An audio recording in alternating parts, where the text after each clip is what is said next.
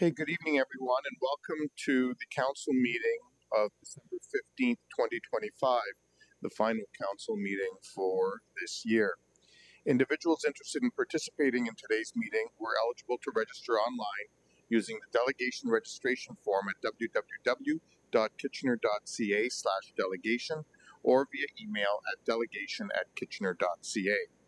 Any written comments received prior to the commencement of this evening's meeting have been circulated to members of council and will form part of the public record. The meeting live stream and archived videos are available at www.kitchener.ca/watchnow. Before we begin this evening's meeting, I'd like to acknowledge that this evening we're gathering on the traditional territory of the Neutral, Anishinaabe, and Haudenosaunee peoples. We recognize our responsibility to serve as stewards for the land and honor the original caretakers who came before us. Our community is enriched by the enduring knowledge and deep-rooted traditions of the diverse First Nations, Métis, and Inuit in Kitchener today. I'd now like to invite everyone to stand as they're able for the singing of our national anthem.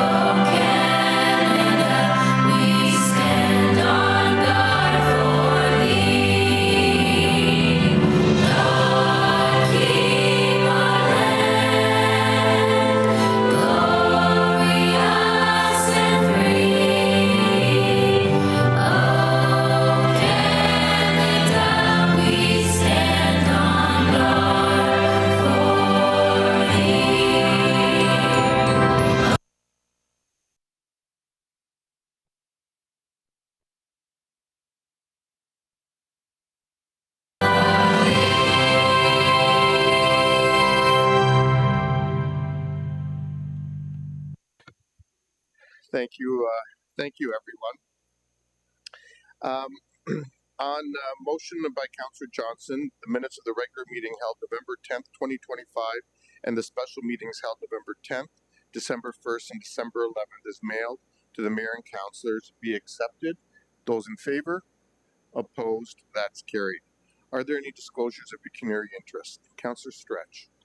Yes, in regards to the Heritage Permit application for 50 to 56 Weaver Street West and 107 Young, it's item 7.1B. I live within the, I think it's 200-meter notification area of that property.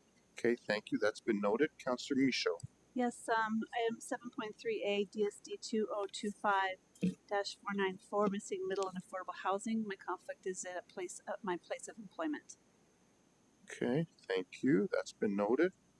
Councillor Deneau. Same as Councillor Michaud, 7.3A, the missing middle. My employer is not. Okay, thank you. Councillor Singh. Yeah, for the missing middle, affordable housing, on the item that specifies the 1,500 meter radius for priority of applications as myself and my family members own property within that area. Okay, so you just want that part dealt with separately? Okay, thank you. But on 7.3.8. Okay, thank you. Councillor Stretch, yeah. Go ahead. Sorry, I also declare conflict the same as Councillor Singh in our planning meeting around the same item, just the piece around the major transit areas for the. So the 1,500 meters. That's right. Okay, thank you. So we'll deal with the balance of it separately and then the 1,500 meter piece. Okay, thank you, everybody.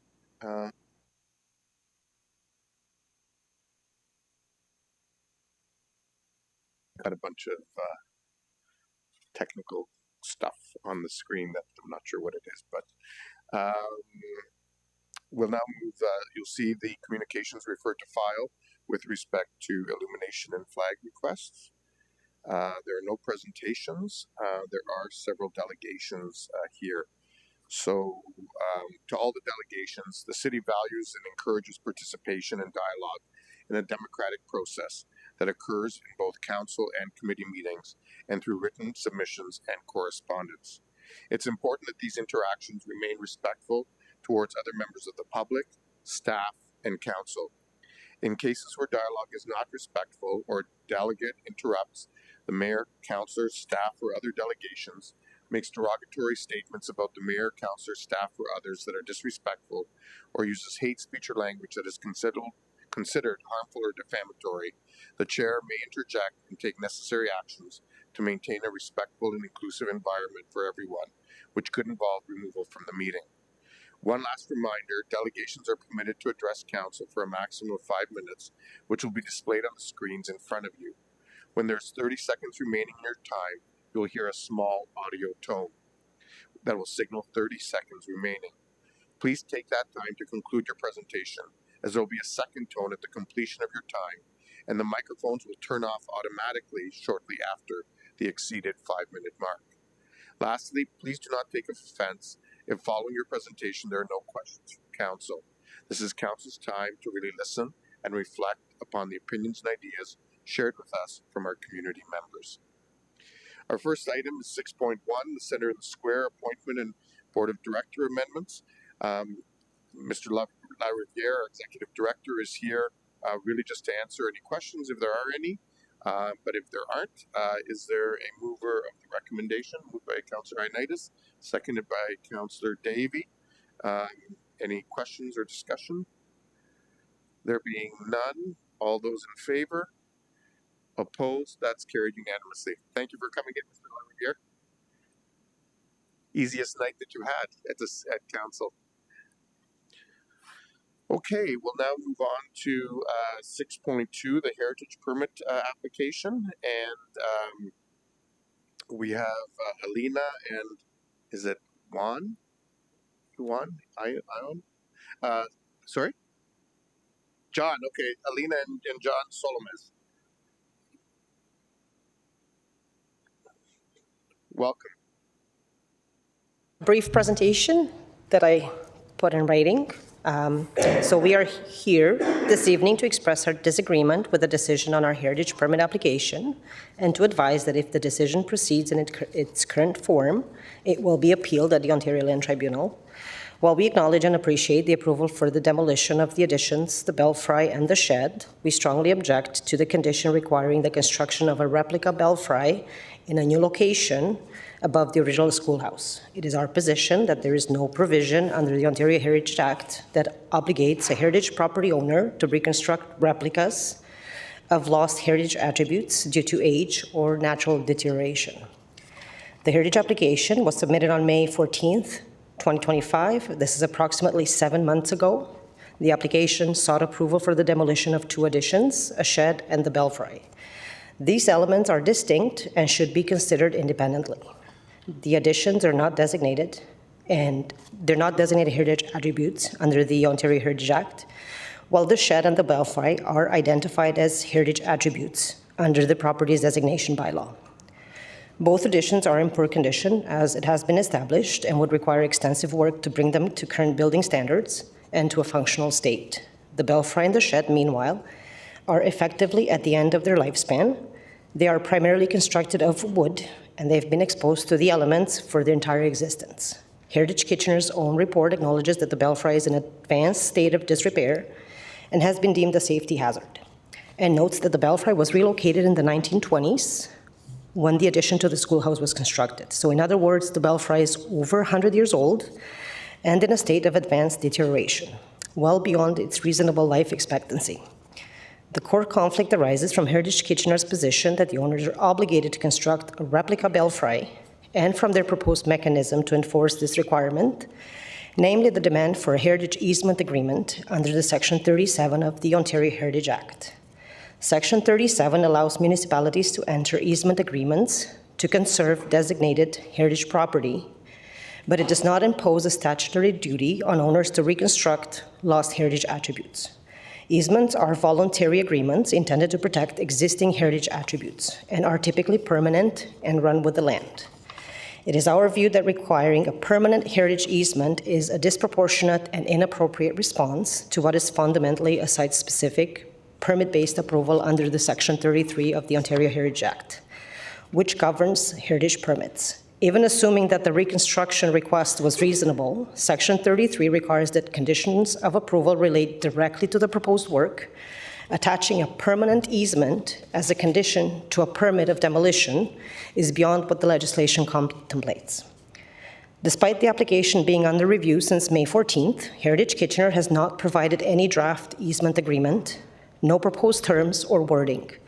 Heritage easements are serious legal instruments registered on title. They are typically permanent, run with the land, and are often viewed as encumbrances by lenders and prospective purchasers. Without reviewing the actual document proposed by the city, we have no ability to assess how or when such an easement could be amended or released, or what obligations it would impose.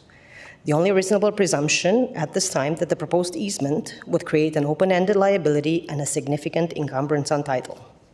Finally, the requirement to construct a new belfry should not be imposed as a condition of approval for the demolition of the additions and the shed. These demolitions are unrelated and could have been completed without interfering with the belfry in its last location on the roof of the building. For all these reasons, we respectfully submit that the imposed condition is unreasonable, disproportionate, and unsupported by the Ontario Heritage Act. Thank you. Okay, thank you very much. I do see some questions, so. Okay. Councillor Hernandez. Sorry, Mr. Mayor. I was having difficulty hearing the delegate speaking, so I'm not 100% sure. You're here to oppose The condition. So we've applied for a heritage permit for the demolition of 2 additions, a shed, and the belfry, right? So the permit was approved, but there was a condition, well, approved, it was voted through the last meeting, but there was a condition that was attached to the permit that we opposed to. So there's a request to rebuild a brand new belfry in a different location and a request for an easement agreement. Okay. So it's a... Thank you, Councillor Hernandez. Councillor Chapman. Yeah, my question is for staff. Okay, thank you.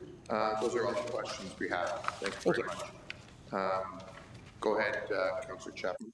Yeah, I was wondering, Mr. Stevenson, if you could speak a bit to the objection here. Through the mayor and to Councillor Chapman and Ioannidis. So to clarify, staff have worked with the owner to develop what we think is a creative process to allow ultimately what their objective is, and that is to demolish the 2 additions that are attached to the existing heritage resource, to reconstruct the belfry that was on top of the addition but subsequently fell off of the roof of the building, and to allow for the destruction of a shed. The shed and the belfry and the stone foundation and stone building are identified features within the designating bylaw. This property has been designated for 40 years, but the property has left to deteriorate over time. And as a result of the lack of maintenance to the belfry, that's ultimately what led to its ultimate destruction. Staff have worked with the applicant to find a solution in accordance with the Heritage Act that would allow for them to proceed with their plans to remove the additions, replace the belfry in its back to its original location on the original schoolhouse, which is going to be retained, and then demolish the shed. This property is one of the oldest in the Williamsburg original settlement, and it is a designated property under the Ontario Heritage Act. The easement that's being proposed by staff is not permanent, it's temporary in nature. It is essentially equivalent to a temporary development agreement which outlines the process, the timing, and then when the work is completed, it will be removed from title. Okay, Councillor Chapman, you still have the floor. No, that's good. Can you just remind me at Heritage Committee what that was passed unanimously, I think, was it? Through the mayor, I should know this. I don't remember if it was unanimous, but it did was supported by Heritage Kitchener with the inclusion of the easement. Right, okay, thank you. Councillor Michaud. Thank you. This might be a question for the delegate. I'm just curious as to the cost to the delegate for some project of this magnitude, I guess, if you can answer, yeah. What's the cost? What you're required to do? What would that cost incur? Oh, to rebuild the belfry? Yes. So just for the belfry alone, we're looking at least at 25,000, and then we need to do an engineering investigation to see if it can be supported on the new location, because we're not sure if the structure is there for the roof to actually support it. It's above an open concept space where we have the living room and the dining room and the kitchen. So And can I ask how long you've lived in this location? 5 years. You've only owned it for 5 years? Yes, we've been here 5 years. Thank you. And so just when you purchased the property, were you aware of the requirements associated with it as a heritage building and the designation that was on it? Yes, I was aware that the heritage designation was there, but the belfry was already rotten by that time. Okay. And at Heritage Committee, did you support the recommendation at that time, or you were opposed to it then? Did you appear at Heritage Committee? Yes, I did, and I was opposed to the condition at that time as well. Okay, thank you. Those are all the questions. Thank you. Okay, so I'll go to Councillor Chapman. You bring forward the recommendation, or Councillor Michaud? Councillor Chapman, go ahead. Yeah, so we'll just bring forward this one item first, shall we, or the whole report? Just 7.1.8, this item. Okay, so I move that we bring forward item, what number? 7.1.8. 7.1, thank you, from the Heritage. Well, so, listed as item 7.1.8, but it's 6.2 on today's agenda. It's 6.2, okay, from the Heritage Committee meeting. Okay, and seconded by Councillor Michaud? Yeah. Okay, any discussion? Councillor Johnson? Yeah, I'm sorry, Mr. Mayor. Upon thinking about the answer from the delegate about the state of the roof, I'm wondering if I can ask staff if they know whether or not the roof will support it before we vote on it. Is that okay? Sure, go ahead. Mr. Stevenson, you can click in. For some reason, you're not lighting up tonight. Not sure why. Mr. Stevenson, no did you I'm tired. did you hear my question? Yes, I did, through the mayor. So we are not aware. The applicant did prepare a cost estimate, which we have reviewed it, and the applicant shared what that cost is. I can say that we have experienced, there was another property on Dodge Drive that had a belfry that was replaced. The total cost in that case was $6,000, and it could be attached to the existing structure. No two buildings are the same, so I can't say with confidence, but certainly if we act within reason, and if it was completely unreasonable, that we may have to revisit our approach. But ultimately, we think that we are not sure what the cost is, but our Heritage Grant Approval program does apply for belfries, and through our grant program, we would be able to pay up to 50% of the cost of the replacement of the belfry. Okay, thank you. So what I hear you saying then is if for some reason structurally they're not able to do it, then the committee or you and your team would revisit it to come up with an alternate plan. Is that what I'm hearing? Yes, through the mayor. If we were not able to fulfill the conditions of the heritage permit application, we wouldn't be able to issue it, in which case we would then report back to Heritage Kitchener and potentially look at a revised decision of council if it wasn't feasible. Thank you. Thank you. And for the record, Mr. Stevenson, it's not you not lighting up, it's the adapter. Okay, so those are all the questions. It's been moved and seconded. All those in favor? Any opposed? That is carried. So council has affirmed the recommendation from Heritage Kitchener Committee.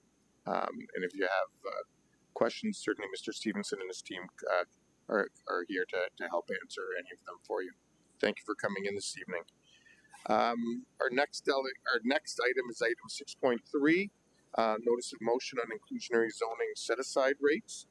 And we have a number of delegations, but before we start hearing from them, we have written submissions from Kimiko Shibata, Leslie McCready, Marilyn Hay, Martin Edmonds, Peggy Nichols, and Melissa Durrell. And then we have 13 delegations on this item, and our first delegation is Mr. Sam Nabi.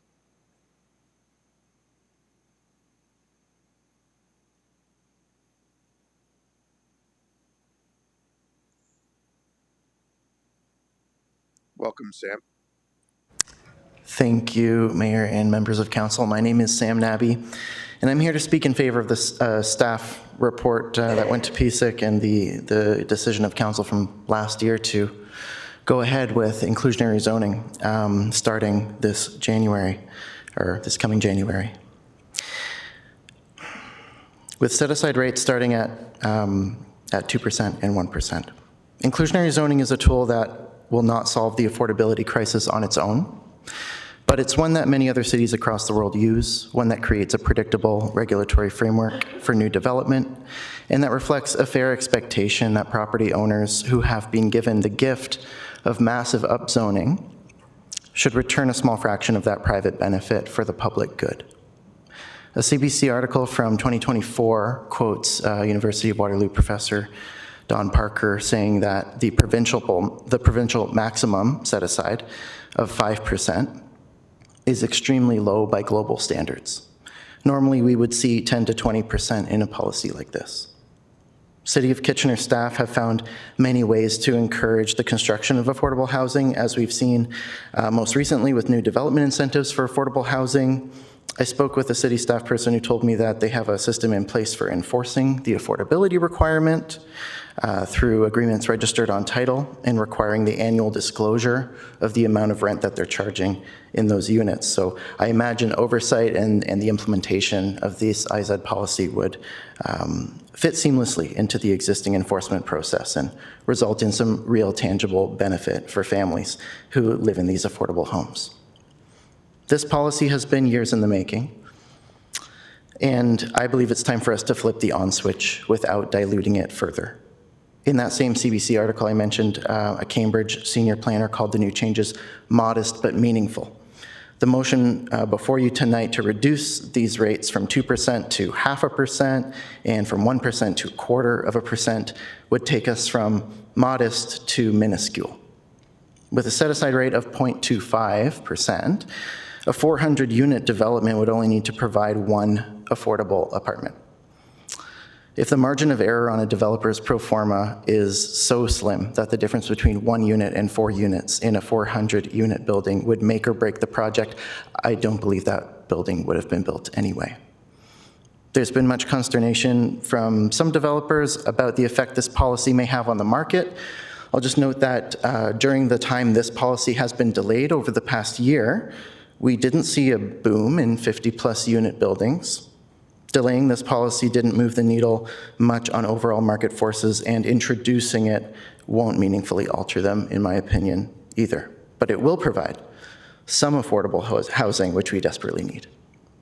I'll also remind council that we need to implement inclusionary zoning in order to meet our federal housing funding commitments. So with the Growing Together strategy, we gave property owners a gift. We massively increased the value of land around station areas.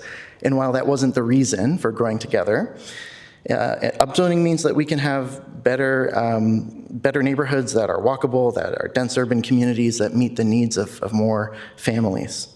But these property owners who would be affected by inclusionary zoning have already been provided this gift of upzoning. Back around 2020, there was an 8-story, 125-unit apartment building that was built in my neighborhood on the former site of the One Roof Youth Shelter. As part of that redevelopment, the builder offered One Roof 3 units in the building. So for 125 units, they were able to offer 3 apartments for charitable purposes.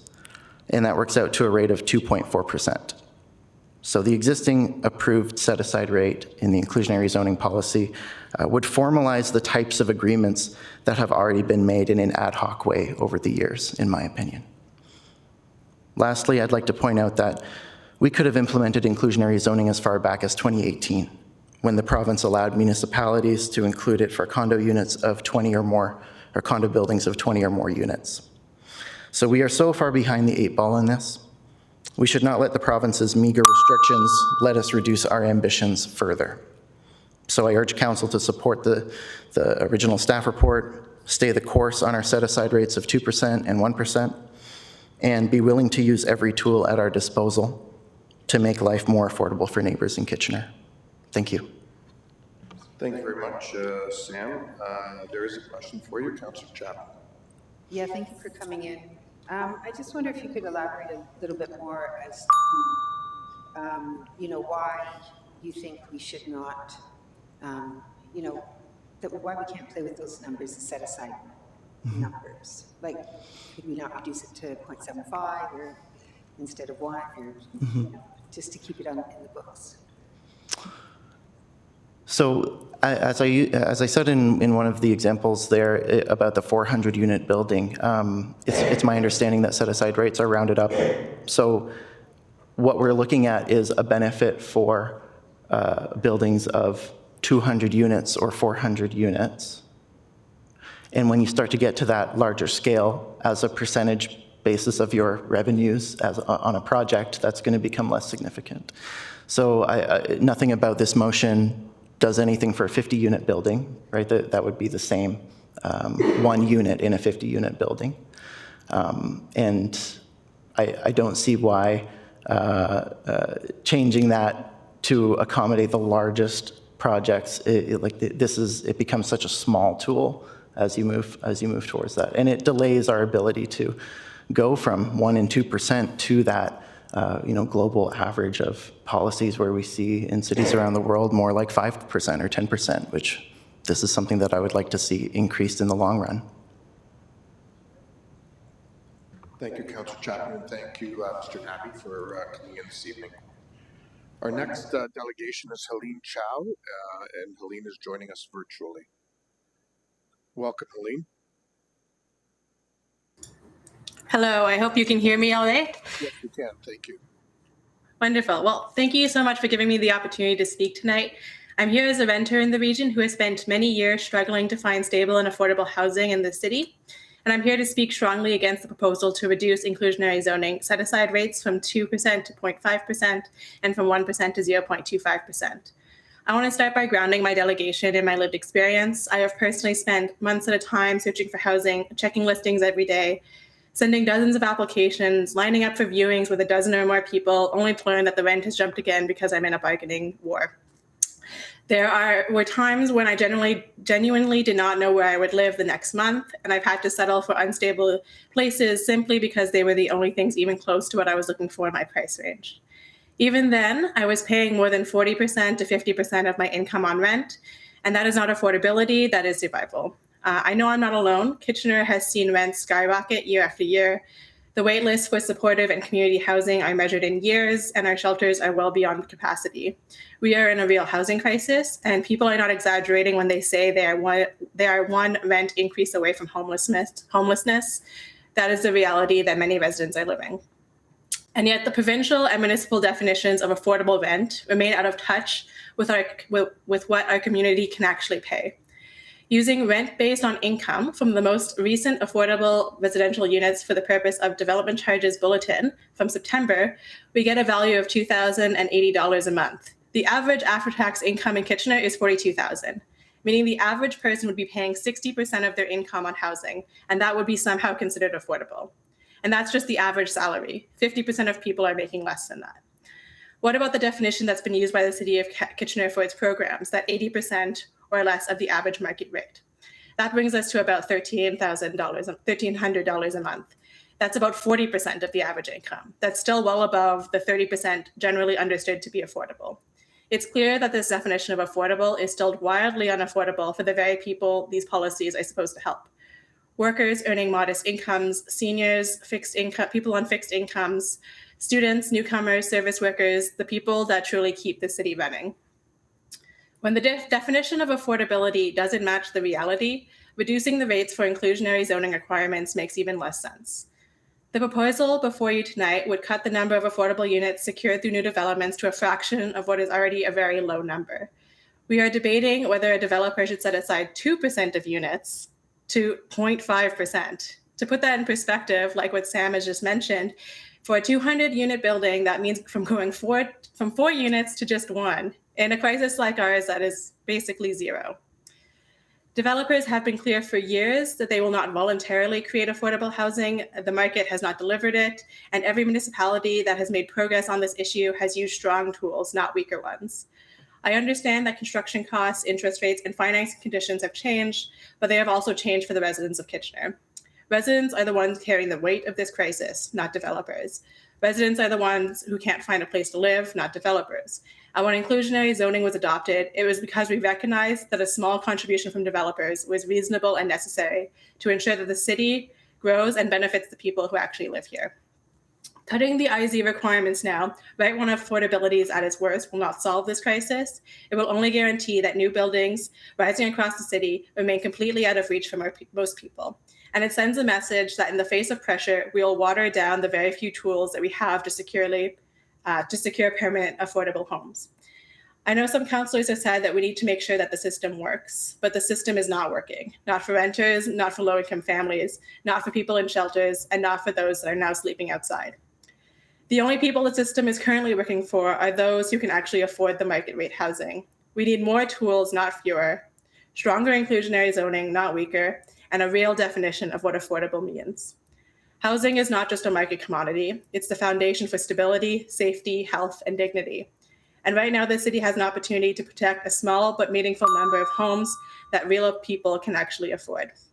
We have seen the disaster of a lack of pre-planning can cause, just as recently as last week when it was announced no new developments could start due to a lack of water in the region. Let's start planning now, and let's make sure we have future developments with affordable units. Please do not reduce the inclusionary zoning requirements.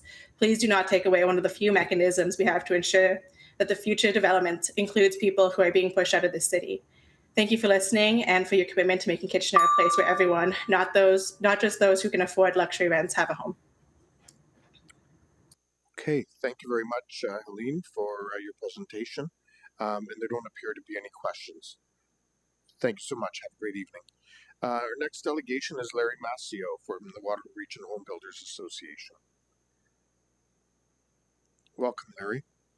Thank you, Mayor. Thank you, Mayor Urbanovich. Good evening. My name is Larry Mascio, and I serve as a policy advisor to the Waterloo Region Home Builders Association. 2 weeks ago, I delegated to the Planning and Strategic Initiatives Committee in regard to inclusionary zoning. At that time, I asked for a pause in the implementation on the basis that we are in a dire market situation and that implementing inclusionary zoning at this time could further delay the housing market recovery. That obviously is in no one's interest. I'm here tonight, though, to support the motion that is before you this evening. As I highlighted in my comments to the committee 2 weeks ago, the findings of the city's consultant for inclusionary zoning were that development within protected major transit station areas had become significantly more challenging with a shift in market conditions that call into question a full implementation at this time. Full implementation of inclusionary zoning now will absolutely impact the viability of new developments in the protected major transit station areas. There are many existing standards and requirements that must be adhered to by developers within the MTSAs. For a project to pencil out or proceed to development, it must be economically viable, and that will be a very big challenge for the foreseeable future. Imposing additional project costs at this time will only prolong the market downturn. We understand the competing objectives of the Council must consider, and the motion before you tonight strikes a path forward that both implements inclusionary zoning and recognizes the gravity of the situation in the market right now. Quite simply, the motion balances inclusive growth with current market realities. So that's my comments for this evening. I want to thank you and happy to answer any questions if there are any. Thank you, Larry, for coming in. We do have some questions for you. Councillor Chapman. Yeah, thank you, and thank you for coming in. So we don't have inclusionary zoning right now, and yet the building of high-rises certainly has pretty well come to a standstill. So can you maybe explain to us why that happened? Sorry, I didn't hear that. Yeah, this sounds... Yeah, that sounds kind of quiet tonight. So the question was, we don't have inclusionary zoning right now, but construction seems to have stopped. Can you explain why? Well, there's a whole host of reasons. Costs of construction have escalated to the point where it's very difficult to reduce the price of the individual units. We have ongoing, global and binational trade concerns that are weighing on people's minds, weighing on employers' minds, creating a market scenario where people are, quite frankly, unwilling to take a step into home ownership without knowing what the economic conditions will be going into the near term. There are labor concerns as the market continues to be slow. Some of those employees and tradespeople tend to move on to other jurisdictions or into other career paths. So there's all kinds of pressures that affect us. Right, but it's not about inclusionary zoning, right? Well, inclusionary zoning doesn't exist at this point. So what my point is that it's just that one more straw that, will eventually break the camel's back. At some point, right now there's no there's no new development proceeding. The market is essentially flat. At some point, the economic conditions are going to improve to the point where those projects or some of those projects will pencil out and begin. But with the added burden of inclusionary zoning at the full rate, then that just takes that much longer before those projects become viable. Right, but okay. Can we agree that inclusionary zoning is not designed to serve developers? It's designed to serve the people that are either homeless or unable to afford rent in the current market or buy into the market? Right. No, our association is fully aware that that's the intent of the inclusionary zoning policy. I guess our concern is that the costs of the inclusionary zoning units go into the overall development costs.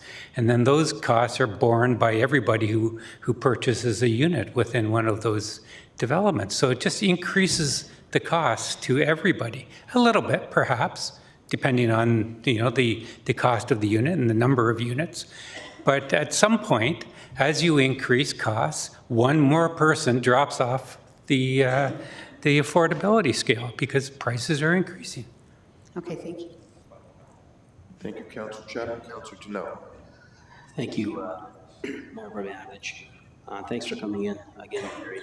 And so my question would be, I have a few questions, but what does your group feel the role is when dealing with affordability issues? We have the federal government, provincial government, regional governments, municipal governments, we have not-for-profits who have all lent their hands and their money and their time and their efforts to helping some people attain affordable units.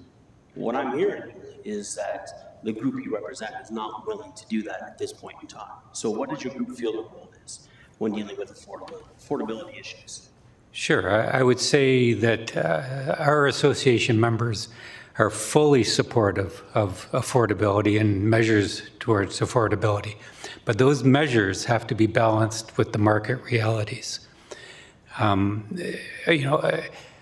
Our members go through great pains to produce quality developments at the best price that can be borne within a competitive market. They're not in the business to provide affordable housing units, for instance, at a loss. That simply is just not something that can happen. So if that becomes the situation, those units don't proceed. I guess I'll go back to the question I had 2 weeks ago. The developers don't wear the cost it is like you just admitted, it's passed along to the 400 other units that particularly could be built in the building. So they're not losing anything, right? Like nothing is coming out of their pockets with an implementation of ISAC, right? Well, what I'm saying is that all projects' costs are put into the development and borne by the sale of the units across the entire development. But if those costs proceed to a point where the market can no longer bear the sale price of the units, the project simply doesn't proceed. It stalls for a period of time. It could fail altogether. Stalled like it has in the last year with no implementation of ISAC. Right, because there are a lot of other serious market conditions affecting those projects. Okay. And so of the developers that you represent, are they all of the same opinion that these numbers should have been reduced or they shouldn't have been implemented from the very get-go, or is there a division amongst some of your members? Well, I'm not aware of any division. So as far as I am aware, there's unanimity within our association with respect to our positions. Our members are fully aware of inclusionary zoning, and they're supportive of the inclusionary zoning policy. When I delegated to the committee 2 weeks ago, on behalf of the association members, I requested a pause in implementation at that time because that was what the membership felt was the best way forward. With the council discussion that followed and the the notice of motion for the motion that's before you tonight, our members looked at that and said, you know, that's reasonable. You know, the policy has been approved, hasn't come into effect yet. We have concerns with it coming into effect at the full rate because of all of the reasons I've explained to you and others have highlighted already. But we find that the motion before you tonight strikes that balance where it gets a very important policy in play. It allows you to start collecting inclusionary zoning units on developments. It may be at a lower rate, but they're still there. And then the escalation rates can still proceed as planned, subject to review that's in the policy. And so I think the motion before you tonight is a win-win. Our membership supports that, and I suspect some of council supports that. I guess I would beg to differ if it's a win-win. There are people who don't have homes who are not happy with this reduction or with the ask of your group that we don't implement it or we water it down. They're not. So it may be win on somebody, but it's definitely not people who actually need this implemented in our city. Thank you, Councillor Schneider. Thank you, Mayor. Thank you, Larry, for coming in. If I'm understanding you correctly, you're saying at this point in time, the set-aside rates that are in Councillor Ioannidis' motion are favorable or okay to your buildings? Yes, you know, we've discussed that within and amongst our members, and the feeling is that the motion introduces the inclusionary zoning at a rate that could be borne within the current market conditions, although, you know, not without pain, but you know, we see it as something that our projects could sustain, and it gets the policy in play. Okay, and part of inclusionary zoning would be reassessment every few years. Correct. So, you know, let's just hypothetically say that, you know, the next reassessment shows that there's more favorable market conditions. Tariffs, the uncertainty, the costs are down.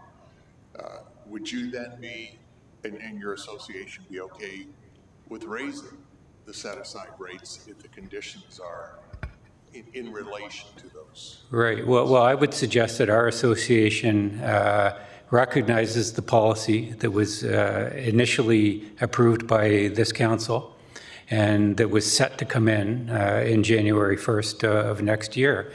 And although our feeling is that the current market conditions are really not favorable for implementing that policy at this time, if council was to impose the lower rate initially, but find after a year or two that market conditions had improved substantially, that they could go back to, I think our membership would be delighted by that, because it would mean that market conditions are finally good, that their developments can proceed, and that it's business as usual, perhaps. So. Okay, so as market conditions improve, the set-aside rates could increase. I believe that's a discussion we could have, absolutely. Okay, thank you. Thank you, Councillor Schneider. Okay, those are all the questions. Thank you. Thank you very much, Mr. Massio. Hal Yeager is our next delegation.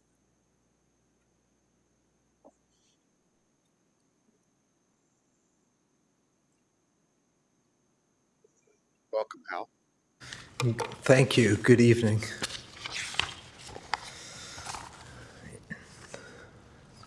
Greetings, Council. My name is Hal Yeager. I would like to take a moment to thank the planning staff in Kitchener, the region, and our sister municipalities of Waterloo and Cambridge.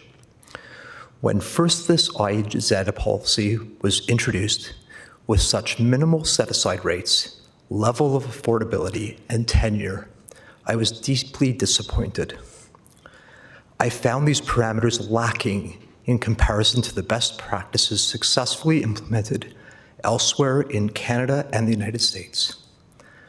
But I soon understood our staff as building our IZ program to fit within new provincial limits. The NBLC update identifies several key factors in considering the residential market. While the dampening effect of higher interest rates are no longer a factor,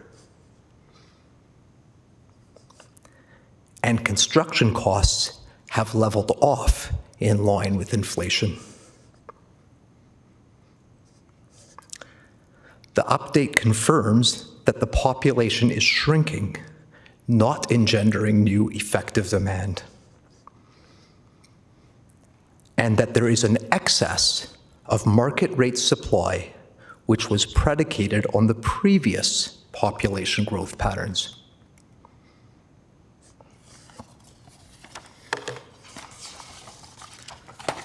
So what should we conclude? I suggest, 1, multiple factors, including effective demand relative to existing supply, interest rates, and construction costs, render the impact of IZ negligible. 2, there can be no real for-profit development until the bulk of the existing supply has been absorbed and sufficient effective demand re-emerges. 3, we cannot time the market. We must implement our IZ policy now to secure IZ units when the market recovers. The need to address displacement of lower-income residents from around transit station areas has been well documented in KW since at least 2018. Thanks to the Social Development Center, Professors Brian Doucette, Martine August, and others. IZ has been under active consideration by the city since at least 2018. I respect the city's need to balance the risks involved. I suggest, on one hand, there can be no meaningful for-profit high-risk development at present, and therefore there is no risk that the introduction of IZ will stifle for-profit development. As IZ has been under active consideration by the city since at least 2018 and formally adopted as policy in March 2024, there is no risk of not having supply to industry with sufficient notice. On the other hand, I see very real risks in not implementing IZ as planned on January 2026. We run the risk of undermining the confidence of the electorate that was promised IZ implementation in January 2025 originally, and jeopardizing our $42+ million contract with the CMHC Housing Acceleration Fund. Perhaps most importantly, we run the risk of missing the moment when for-profit high-rise development rebounds. Please implement IZ in accordance with the staff recommendation. Thank you for your consideration. Thank you very much. We do have some questions for you. Councillor Chapman. Yes, for your presentation. You've spoken to this before, and I just wondered if you, I know it's not part of your presentation, but if you could speak to us a bit about the perks or ways we've already accommodated developers and made it development easier on them, as both during the boom and now during this current period. I can try. So let's see. I see the big split coming around Bill 23. So around Bill 23, we had a decision. We reduced parkland dedication fees that we could levy. The city had just decided to increase park dedication rates, and Bill 23 said, no, we're going to actually reduce them. And so that was a savings for development industry. We did the upzoning, and we reduced the amount of minimum parking requirements. I know that taking it down to zero isn't always into the developer's interest, but taking it down by about 10% was a very standard ask, and now it's no longer even a required ask. It's a as of right. So that's a huge savings. And then specifically around affordable housing, HST was removed on purpose-built rentals. There is no development charges on the affordable housing components of IZ units, so that comes off. Parkland dedication fees are not levied on affordable units. That comes off. Those are a few that I can recall. Thank you. Thanks. Thank you, Councillor Chapman. Councillor Davey. Yeah. Thank you, Mr. Yeager, for coming in and making your presentation. I appreciate it. You listed some items where the city's done what we can to help support. But in your estimation, do you think what we've been able to achieve in terms of things like parking and upzoning and HST, do you think that has created an incentive that combats the other facts, and you raised some in your presentation? Interest rates have come down, but they're still double what they were in 2022. Construction costs are up 96% from 2017. In your estimation, at the end of the day, this is a numbers game in terms of us trying to build adequate housing supply. Do you believe the numbers you have presented that what government has been able to do overcomes the current market conditions? I am having trouble hearing, so excuse me if I'm not hearing you well. But I think I'm hearing you ask me, have the reductions and the incentives given out compensated for the impact of IZ? Is that correct? Yes. Okay, thank you. So, simple answer, absolutely. Orders of magnitude being delivered more value outward than IZ takes. But I recognize that right now, because the market is what it is and overweighed by other factors that make high-rise development simply out of reach, those additional incentives don't change that factor either. And so we're really looking at questioning whether or not IZ is a contributing factor, and it's negligible. And when these other market conditions change, as we just heard the previous delegate, they're happy to see the IZ units also be built. And we won't know when that exactly will happen. We can't predict. NBLC consultant report also said that they were not ready to predict when that would happen. They didn't even give us the factors that we should be looking at that would trigger the change in these key market factors.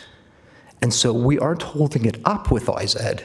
And when the market turns, the IZ units will be delivered.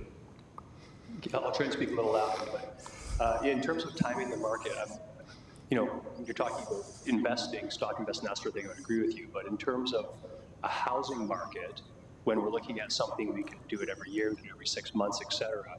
Why couldn't we use factors like, for example, you're aware that if we had implemented IZ for 2025, we would have built exactly 0 IZ units under this policy, right? So why couldn't we put in some simple metrics, like we have to hit a minimum number of threshold of units in that space before we apply IZ? I don't understand why we couldn't attempt to time the market in that respect. There's a couple great reasons. That's a great question. Let me come back to the fundamentals of IZ first. If we don't deliver a known number of IZ percentages that we will be requiring, then the IZ formula doesn't actually work. The way it works is it transfers back the cost of the IZ program onto the land purchase. And that's really important for new acquisitions. And if we make that a guessing game, then that number will never be known and can't be finitely agreed upon by buyer and seller. And that's a major problem. Then IZ does indeed get borne to some extent, perhaps by all renters, or borne to some extent by the developer even. I can't say how that cost is absorbed exactly. Nobody knows exactly how it parses out. But if it's predictable, then new acquisitions of property can build that in. But when we introduce that question, is it going up, down? Who knows? That breaks it. Okay, thank you. Okay, thanks, Al. Those are all the questions we have. Thanks for coming in this evening. Our next delegation is Melissa Hughes.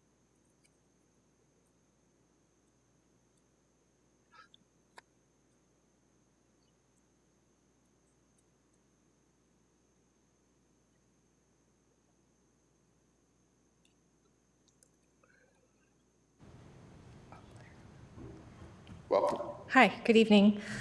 The last time I spoke here last year, I listed off rental prices I have paid since 2007. I failed to let you know more about me. I'm a full-time Master's of History student at UW, where I'm also a teaching assistant. I'm a single parent. I'm a business owner. I'm a wedding and event photographer for over 15 years, and I have photographed 3 of the last summer Pride events over the past 4 years. I photographed the Palestinian Festival in 2024. I photograph Cambridge YWCA's Women of Distinction Awards every year since 2022. I actually have pictures of you, Mayor Bobonovic, and Councillor Stretch from a Kitchener neighborhood event in 2024. I say this to let you know I'm a visible member of this community and I really care about the people here. And I am proud of you for listening to me and others and passing the inclusionary zoning law bylaw last year to start in January. But I am disappointed to see this amendment to reduce the percentage of rentals that are to be at 80% of market rental rate. For the record, affordable housing is supposed to cost 30% or less of a renter's income. 80% of market rate is still well above the threshold for many people's income, my own included. Earlier in this year, 2024, CMHC rental market report came out. KW's housing vacancy rate is the highest it's been since 1993. This idea we all have that if we just built more housing rental prices would drop, but that's not happening. It's not happening here. It's also not happening in other cities across the country. I know this is a complicated issue, and this is not one solution. This is not a one solution fixes all kind of problem. But if you keep building what we cannot afford, vacancy rates will keep going up. The CMHC reported KW's vacancy for affordable units at less than 1% for low-income earners. The report says an average 2 new-bedroom unit rental cost is $2,356 a month. To keep the 30% affordable home cost, the average household income needs to be $84,816 a year to pay for this. According to Stats Canada, the average household after-tax income in Kitchener is $76,500 as of 2020. According to the same stat report, approximately 35% of Kitchener households make less than $60,000 a year. I am in this percentage. Me standing here right now, I represent approximately 35,000 households. And you want to give us barely 10 units a year at 80% market value. The 10 units, I believe, was a number thrown around last year. That still has not even happened yet. That most of us, and we still cannot even reasonably afford that little amount that you're giving us. We have a federal budget that is basically neglecting the housing crisis, a provincial government that actively hates us, and it sometimes appears like I live in a municipality that cares about us. Reducing the IZ bylaw will not help us. If you want to make us housing we can actually live in and not just keep increasing the vacancy rate every year for some performative action and fixing the affordability crisis, I recommend you not only leave the bylaw percentage rate at what it is, but you actually make it inclusionary and put it on every single new build so there's no more loopholes. If current developers don't like it, they are free to leave. This is a free market, right? There will be other builders. We wouldn't need bylaws like this if businesses did not constantly try to extract every possible dollar from us they could. So please stop handing out incentives to companies that can't or refuse to do the cost of doing business and help us, the people who vote all of you in. To quote a housing committee member from Toronto, you, our municipalities, are our last line of defense. And if you fail to help us, you will also be the first ones to have to deal with us when we have nowhere to live. I also recommend creating a short-term rental bylaw that targets Airbnb and the like. A Canadian academic peer-reviewed study in 2020 showed that up to 16% of the housing in KW is used up by this. I also recommend creating a bylaw that extends the provincial rent control onto all builds and not just housing that pre-exists November 2018. Maybe some of you will be happy to know that I was able to find a new apartment. My kid has a bed that fits their whole body now, and I got my bathtub. It's a basement apartment, it's less than 600 square feet, and it cost me 59% of my income, but is still less than the cost of an average new 2-bedroom build I would need and falls under rent control. So I guess for now, I will count myself lucky. Thank you for your time, and I'm sorry I can't stay the whole rest of the meeting. I do have an 8-page paper that I need to finish that's due in 2 days. Hey, thank you, Melissa, for coming in. There don't appear to be any questions. For taking the time. Okay, our next delegation is John McDonald. And by the way, good luck with your paper.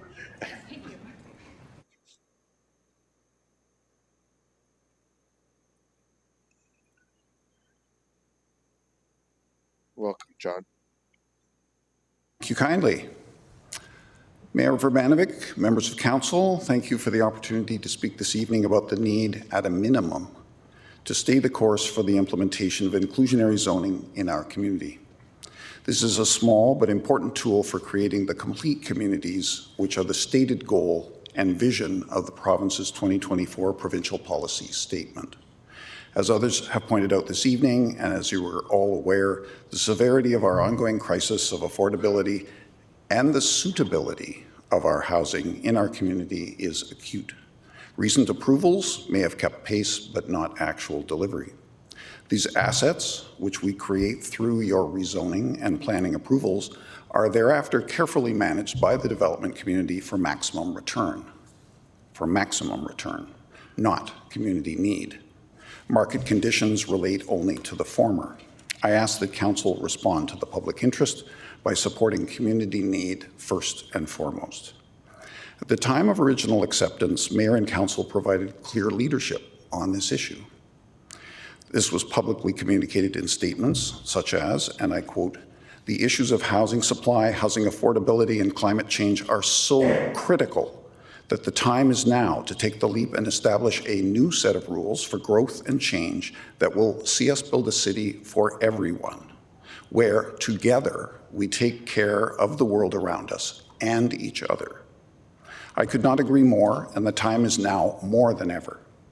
Market conditions do not dictate the right time to do the right thing, and I submit that sooner our communities are planned and projects accepted with the new set of rules, the sooner the development industry's spreadsheets will incorporate this reality.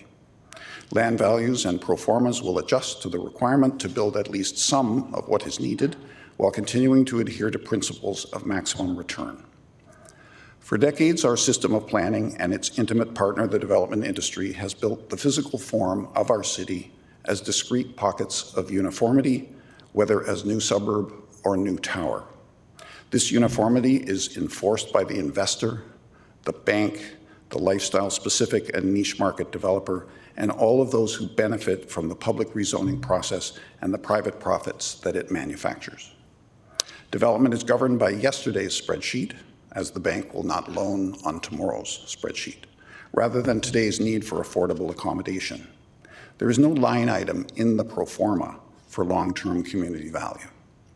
The development industry builds the past while presenting it as the future. It builds inequitably and unsustainably. It leaves community and citizens to construct our daily lives, our understanding and tolerance for one another in spite of this process and its barriers to our well-being. The 2024 provincial policy statement sets out the following vision, and I quote, "Ontario's land use planning framework and the decisions that are made shape how our communities grow and prosper. While many Ontarians still face a complex range of challenges, municipalities will work with the province to support the long-term prosperity and well-being of residents through the design of communities responsive to the needs of all Ontarians. Planning authorities should support the achievement of complete communities by improving accessibility for people of all ages, all abilities, and all incomes." Councillors, we all have a role to play, and no group or spreadsheet is exempt from this effort.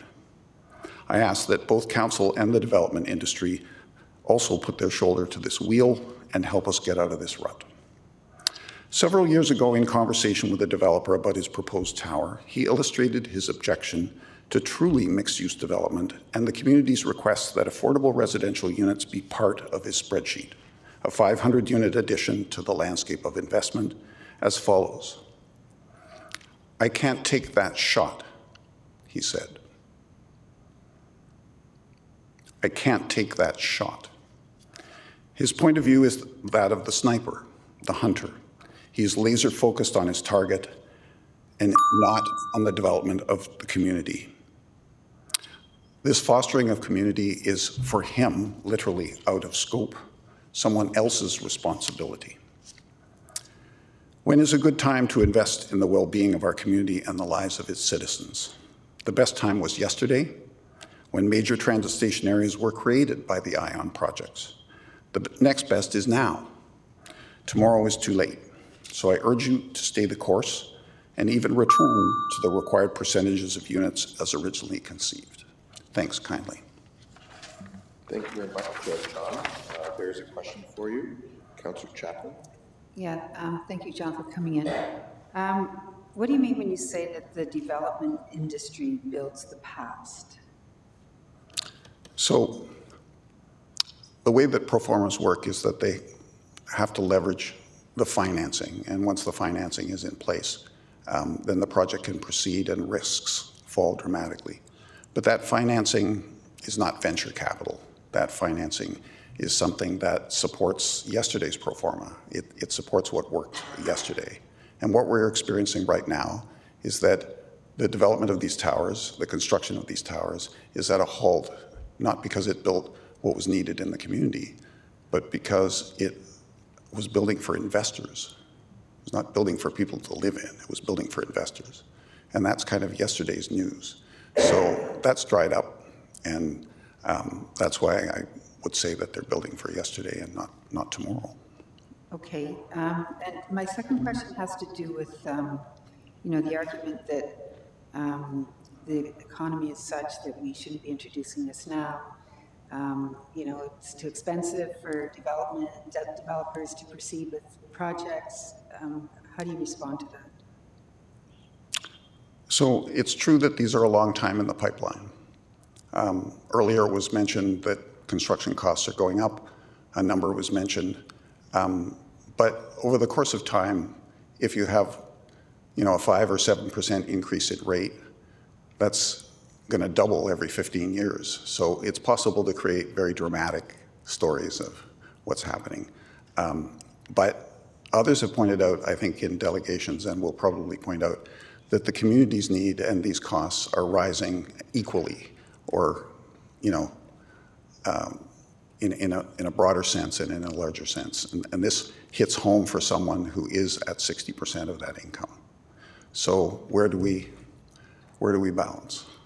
The market condition is in some ways the secondary issue. I think the market condition is one that is determined by interest rates. When interest rates fall, the prices are going to rise because they'll be able to get more money out of the cash flow.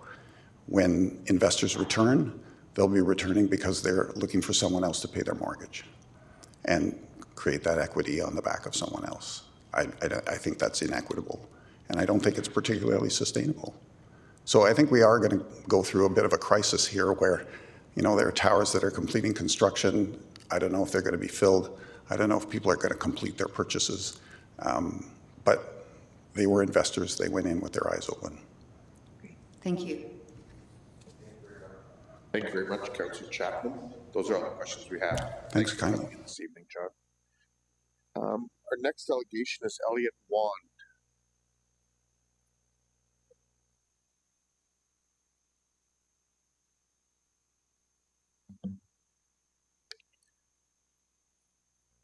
Welcome, Mr. Wand. Hello. Hello, Mayor. Hello, councillors. I would love to say that I'm happy to be here speaking before you again, but meaning no offense whatsoever. I would much rather be at home with a book and getting ready for bed. My day starts before 5 a.m., so I've already had a full and long day, and I would like it to be over. But I'm here because this is important. The last time I spoke to all of you, it was in regards to the proposed renoviction bylaw, and I told all of you that in my 8-unit building, 6 of the units had been emptied for renovictions, and that only my unit and 1 other unit remained. In the intervening months, we have both received our N13 notices and are facing the same issues as the rest of the building now. We're both going to fight, and we're going to try to stay in our homes, but honestly, who knows? It's a crapshoot whether we'll get to stay. I bring this up because if myself or my neighbor loses our homes, we will need to find new affordable housing. And can anybody tell me where that is? Because I've been looking and I haven't found any anywhere in the city. Waterloo, Kitchener, Cambridge, I'm basically priced out of living anywhere in the near future. I'm pretty fortunate. I make more than minimum wage. I have a decent benefit plan. I get 3 weeks vacation. But even I would struggle to spend, you know, less than 70% of my income just on housing. And I'm not the most affected demographic. And I'd already be living paycheck to paycheck even more than I already am. We're a city that is full of students. We're a city that is full of newcomers to Canada. There's single parents out there. And this time of year, we also talk a lot about people who suffer from intimate partner violence and domestic abuse. These people are being forced to choose between staying in abusive relationships or going unhoused. We know that women are disproportionately affected by this, and we also know that we have the fewest shelter spaces for women in our community.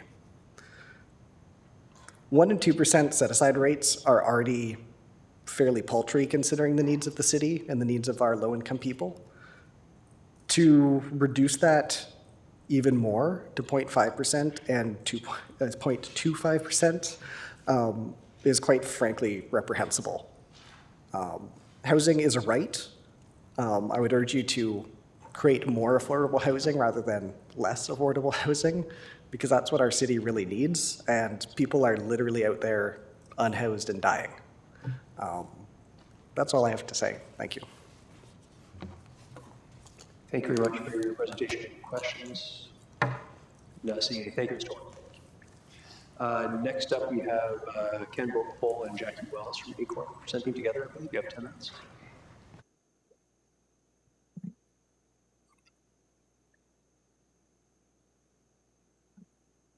Good evening. Greetings, councillors. My name is Jackie, and I'm the chair of Waterloo Region Acorn.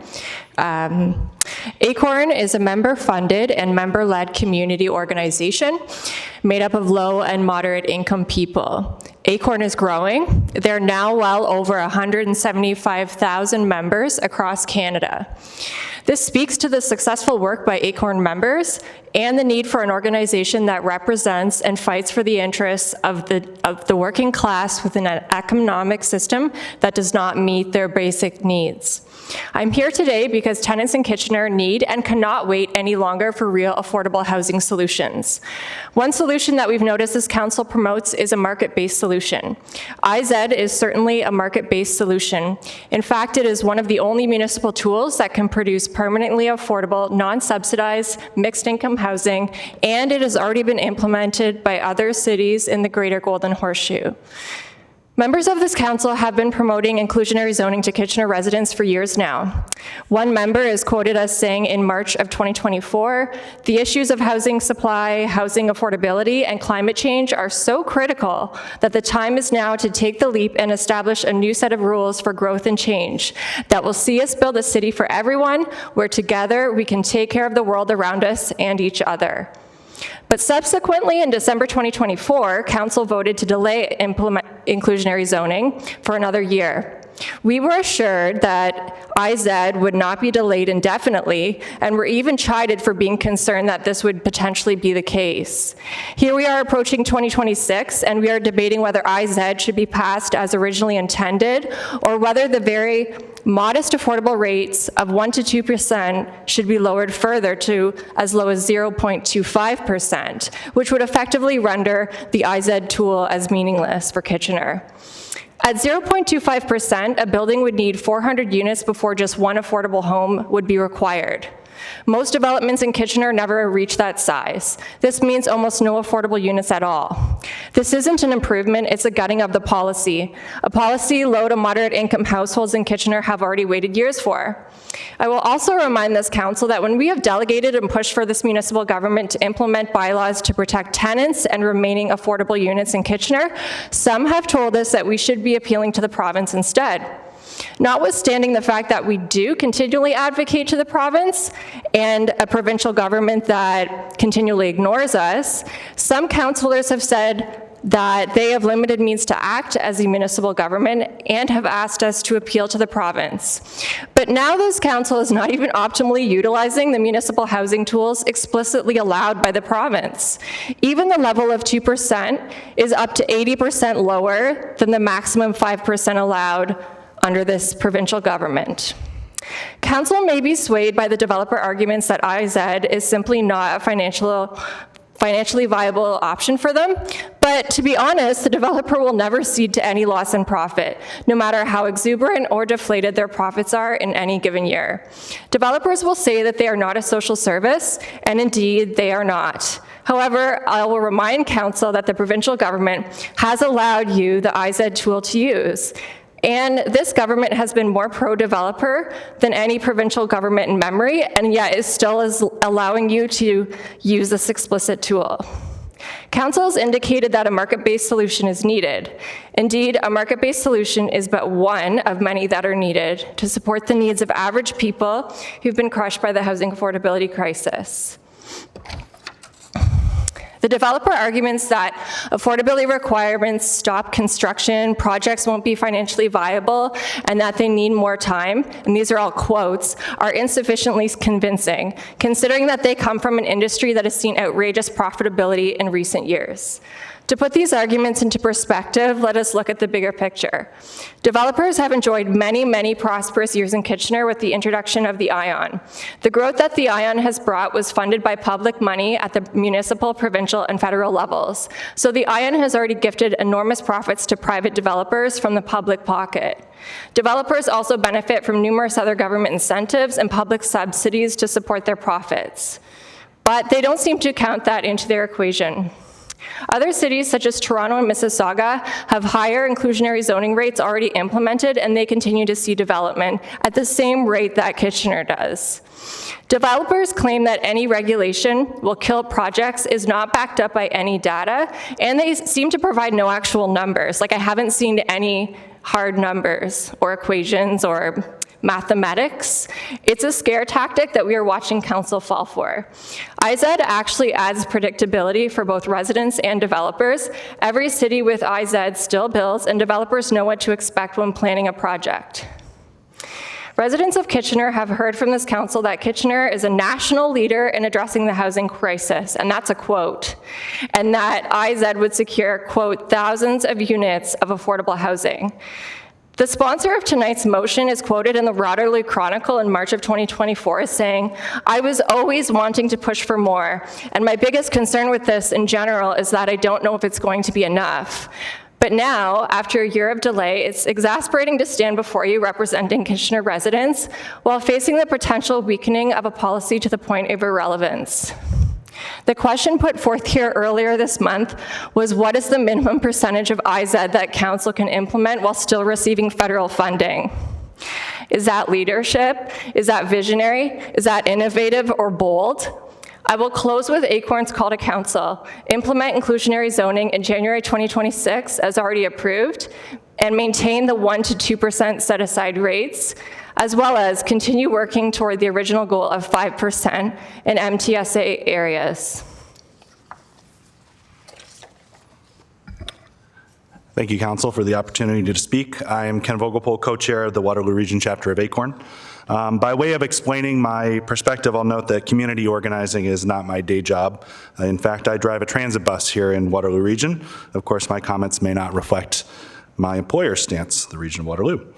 I think back to the introduction of ION to our community, and so, as so often happens, I overheard numerous discussions among passengers how it would change our city for the better or worse. Of course, I'm generally in favor of transit-oriented development. I've lived in cities such as Osaka, and I've seen how a good transit network can promote vibrant, walkable communities.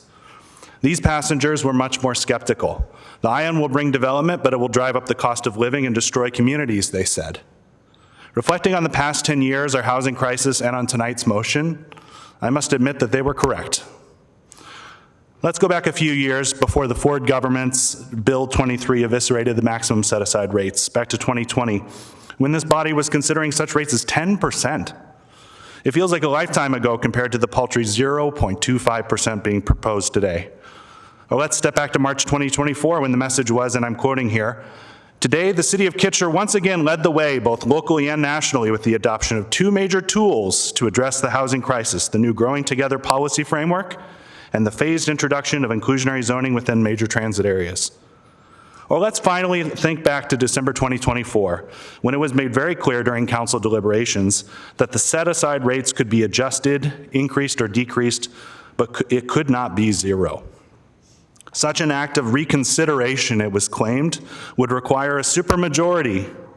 One councillor was offended by the very idea that IZ would be delayed yet again, as so many of us cautioned. Now here we are in 2025, not even a month from implementation, and here is my question. What is the functional difference between 0.25% and zero? What is the difference between such an insignificant rate and a straight delay?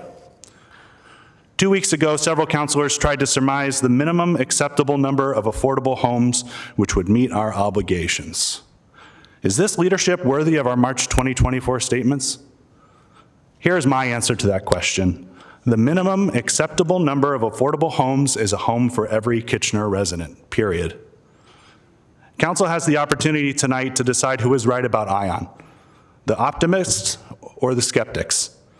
What aim is ION meant to serve? Vibrant, diverse communities or windfall profits for landowners and developers? Thank you.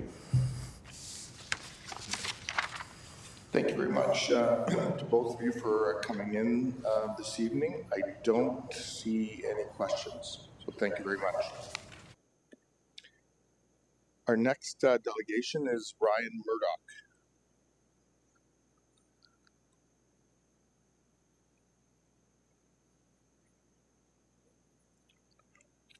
Welcome, Ryan. 2% is already very low. 0.05 is borderline insulting, and I think the fact that it's supported by the builders, it shows like what Ken was just saying. They know it's functionally zero, so you get to pass it. They get to be like, oh, we supported IZ, but they don't. We know they don't. If they did, when markets were strong, they would have already pushed for IZ, right? So I'm betting in the future, we will not see him here supporting IZ being raised, because there's always going to be something. And they'll avoid saying it, but what they're really talking about is developer profit. That's what they're worried about, right? It's not that they won't make money, there won't be stuff, because people are gonna build houses. There's money in building houses, right? Somebody's gonna do that. It's how much money can they make while doing it. So I look forward to seeing the home builders supporting future IZ raises in the future. I am very skeptical about it. Because again, that's why they're supporting a 0.25, because it's functionally zero. And like, I mean, I still say, I guess it's nice. I mean, it would be very important for that one family who gets that affordable housing. But is that what we're doing it for?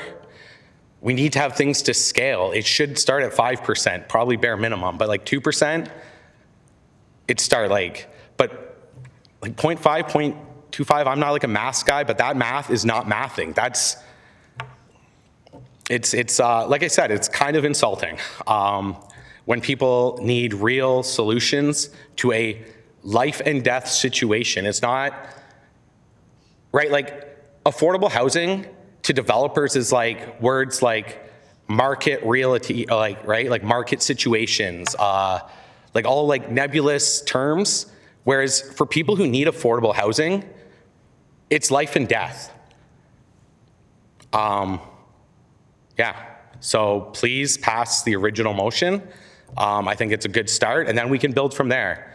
Whereas like accepting this motion to lower it shows me that we're not really interested in doing it. We're just here to pass something that makes us feel good about ourselves and won't really accomplish anything, and then we'll all move on.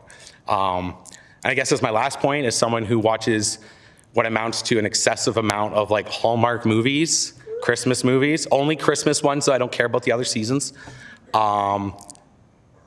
Like I see people wearing Christmas sweaters, that's cool, yeah, but like, so what side do we want to be on, right? The evil developer that's already got $1 billion who comes into the town and just wants to ruin it and doesn't care? Or are we gonna like embody that Christmas sweater spirit and like take a stand and be like, no, like 2% is fine, it's already low enough. So yeah. Then maybe you'll all fall in love and we'll all have the spirit of Christmas in us. It'll be beautiful. So anyways, that's it. Sorry, I'm done. Okay, thank you, Mr. Murdoch. We have some questions for you, Councillor Davey. Yeah, thank you, Mr. Murdoch. I just want to, I appreciate your presentation. I do appreciate your candor. I just want to make sure I understand. Why do you think it is that council doesn't want to approve, or in the past didn't approve it at 2%? What do you think the rationale is? I want to make sure I understand. I don't know, but you didn't. Right, okay. But I don't know why. I don't know why you didn't. So you did make a lot of references to supporting developers and developers' profits. Like, do you think that's a motivation of this council? Sorry? You referenced, sorry, this sound system. No, I know, I agree. It's been a little off today. You referenced developers and developer profits. Do you think that's a primary motivation for this council as to why we're trying to reduce the rates? Not necessarily. I don't know what motivates any of you. I can only describe what I see and like what happens, and like the material like conditions are, you guys haven't implemented it. It's been around since at least 2018. It's not new, and I can't speak to like what all your individual motivations are. I'm sure most of you aren't like bad people, but at the same time, it doesn't get passed. So what am I supposed to believe, right? Because whenever it doesn't get passed, who have you listened to? Us or Larry? Okay, yeah, so I don't want to be clear to you, and sorry, Mr. Mayor, for straying your comment. You know, cut me off as is your role. I'm just going to speak from it, and again, it's been lost in translation a lot, right? But like, do you agree? We all agree there's an affordable housing supply crisis shortage, right? Do you agree there's a general market supply shortage or no? Like, do you think there's a shortage of housing in Ontario again? I think building more housing is like building one more lane of traffic. Like, or building one more lane, right? Like, oh, if we increase more lanes on the 401, there won't be traffic. Yeah, no, there will. Like, if we build more units, it's not gonna bring down housing prices because it hasn't yet. Like, it literally never has in like my lifetime. Okay, yeah, thank you. I'll actually follow up with my comments, Mr. Mayor. So Thank like, you for your presentation. we can keep believing it's going to happen, but like I've never seen it happen, I guess. Thank you, Councillor Davey. I did exercise a little latitude for you. Mr. Murdoch, those are all the questions we have. Thank you for coming. Nice. Oh.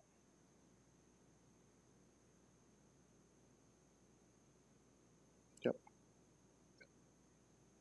Thank you. Gentlemen, Councillor Nichols, sorry, not Councillor, sorry, maybe, Ms. Nichols, folks, no clapping, I know, there was okay, welcome. I think you mean me. Welcome. All right, so that's a great introduction. Respected Mayor and Councillors, as you know, my name is Peggy Nichols, and I'm presenting tonight on behalf of Kitchener Citizens for Livable Development. We are a coalition of people from 9 different neighbourhoods, including major transit station areas, that are experiencing significant development. We are committed to promoting affordable housing, adequate parks and green space, building with climate change in mind, and engaging citizens in the development process. We are here to speak to you tonight in support of the planning staff's recommendations presented to you on December 1st.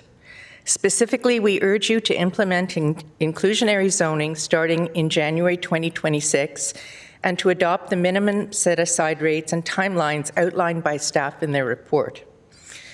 We're aware of the developer's recommendation to further delay and weaken steps towards the already gradual implementation of inclusionary zoning, and of some councillors' inclination to comply with this request.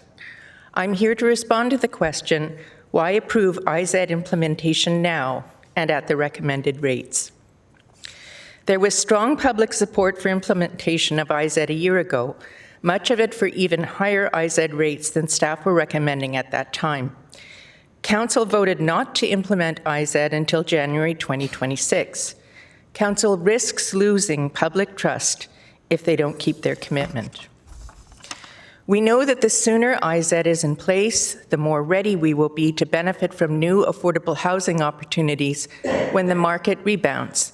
In retrospect, implementation of IZ should have been paired with the introduction of the ION. The ION resulted, as was planned, in a substantial increase in property values, development opportunities, and a huge housing boom in major transit station areas, but little to no progress on affordability. Kitchener planning staff deliberately planned the timing of implementation of IZ to coincide with the launch of the Growing Together framework. This new framework enables unlimited height and density permissions in MTSA areas, reduced parking minimums, streamlines the approval process, reduces application and study costs, and greatly facilitates housing delivery.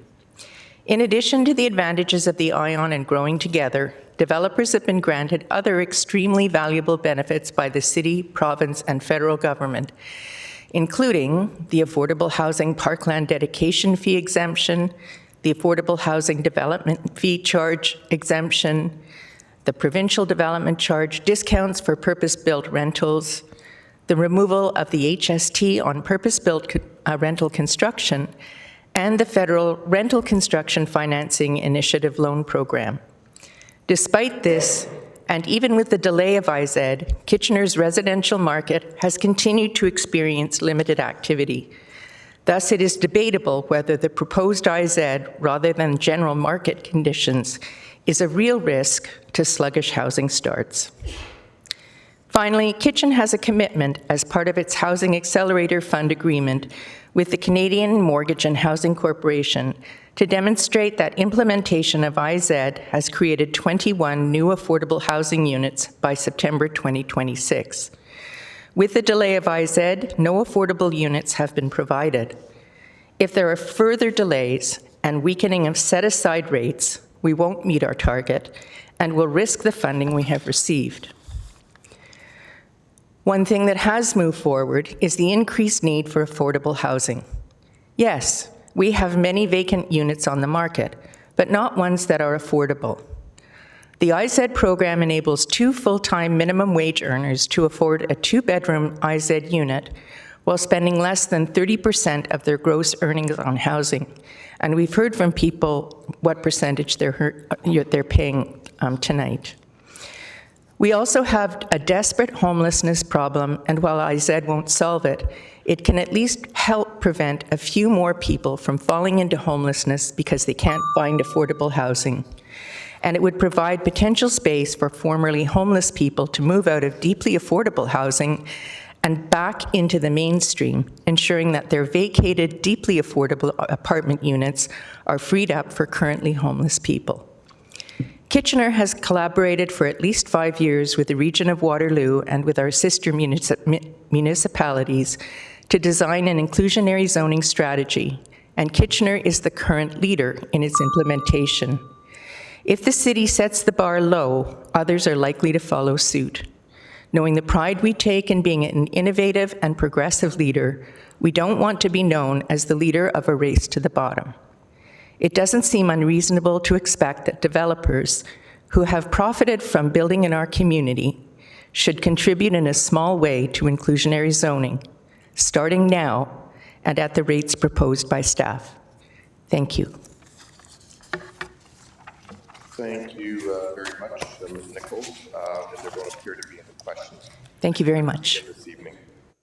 Our next delegation is Ella Donaldson.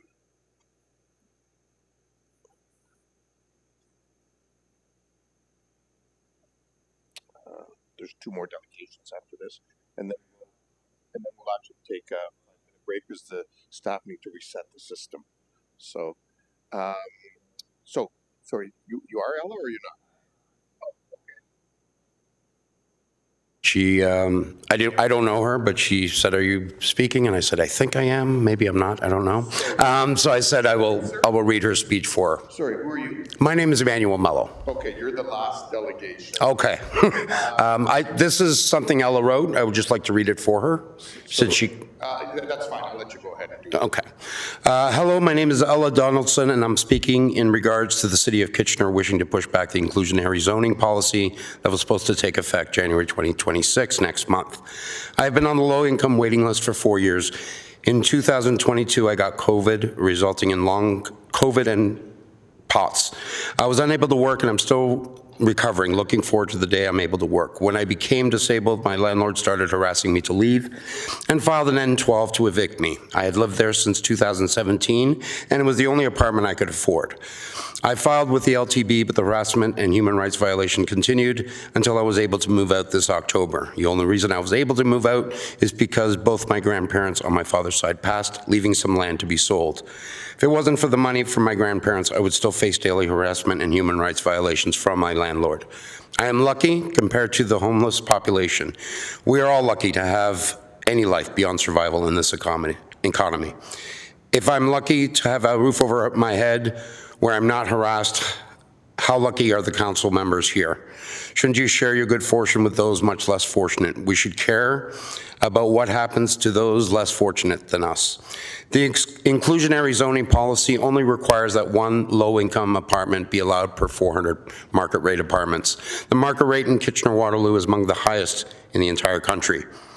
I don't see how an apartment owner couldn't turn a profit with 399 market rate units and just 1 low-income unit. The City of Kitchener received $16.4 million for exceeding housing targets and building over 5,000 new homes. There are already 5,000 new homes for people who can afford them. What is the city going to do with $16.4 million? Will the city use any of that money to stop people from freezing to death on the streets? We have the means, we have the money to stop suffering. Will we? And again, that's from Ellen Donaldson, who couldn't be here. Okay, thank you. Obviously, there can't be any questions because Mrs. Donaldson isn't here. Mr. Mello, I'll let you just go into your 5 minutes right away and make your presentation as well. Perfect, thank you. I am a single dad of 3 children. I am underhoused currently in an apartment I obtained in 2018. I'm on disability. I am also being a victim of rent evictions as well, which I know this isn't what it is, but I have to fight to stay in my place because I cannot pay the market rent that's out there. We need this inclusionary zoning, and we need it at, like many have said, higher than 2%. To do 0.25% is pointless. What are we doing? What is the point of that? I like that Mr. Massier came in here and pointed out that actually the developers won't lose any money. That really the other units, and I did the math, sounds about right. If the other units are increased by only $10 per month in a 400 unit, well, that's going to generate almost $4,000 in rental income, which is more than what that one unit they're losing. So it sounds like the developers are still making money, even with inclusionary zoning, thanks to Mr. Maceo's words. You know, he also spoke a lot about things that may happen or it's going to be challenging. I didn't hear any specifics. What does that mean, challenging? Challenging living on the streets? Challenging not having a place to call home? That kind of challenging? I didn't hear any specifics. We've heard tons of facts, data. I'm not a data guy, but we've heard that all. He said that it may break it may be the straw that breaks the camel's back. Well, on our end, for low income, the camel's dead. We don't have a camel. There's no straw to break the camel. It's beyond that. We need this. We need much more than this, but this is certainly a good start. And I implore you with all your festive Christmas, you enjoy your Christmas with your family. You know, I want you to picture, we all drive by Tent City. We all drive by there, we see it. We get to, you know, even I with the struggles I have, I get to spend Christmas with my kids in my my 2-bedroom home for 4 of us. I've been on the waiting list for 8 years. My children were 4 and 6. They are now 14 and almost 12. And we are still living, 4 of us, in a 2-bedroom apartment because that's all I can afford, and I can barely afford that. So please do the right thing and vote this through the way it was. Thank you. Okay, thank you very much, Mr. Mello. Appreciate you coming in and also bringing forward the perspective from Ms. Donaldson. There don't appear to be any questions. Thank you. Thank you. And our last delegation then this evening is Melissa Durrell from Build Urban.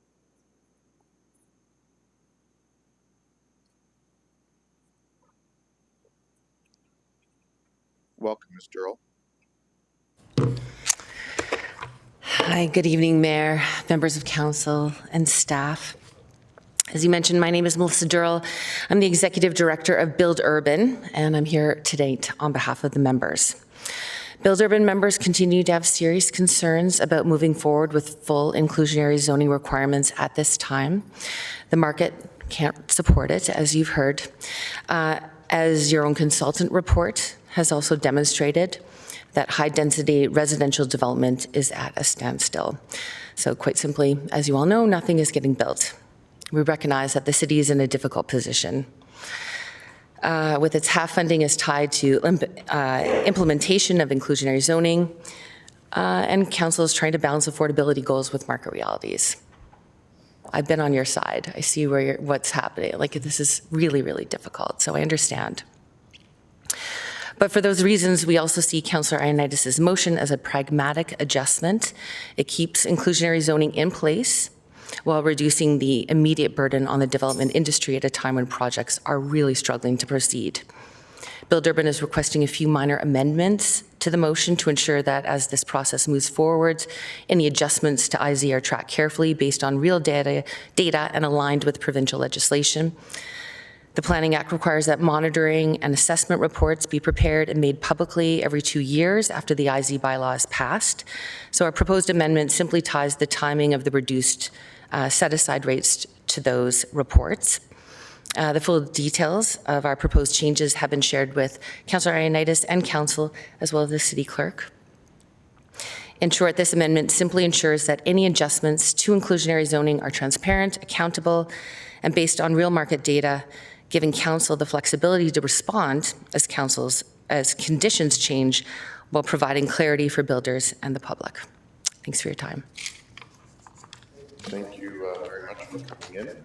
There don't appear to be any questions. Okay, so council, before we ask questions of staff or have any debate, we do need to take a 5-minute pause. Clerk is informing we need to reset the system. So it's also an opportunity for people to take a bio break if they need to. So we'll recess for 5 minutes and we'll come back at 8:55. Thank you.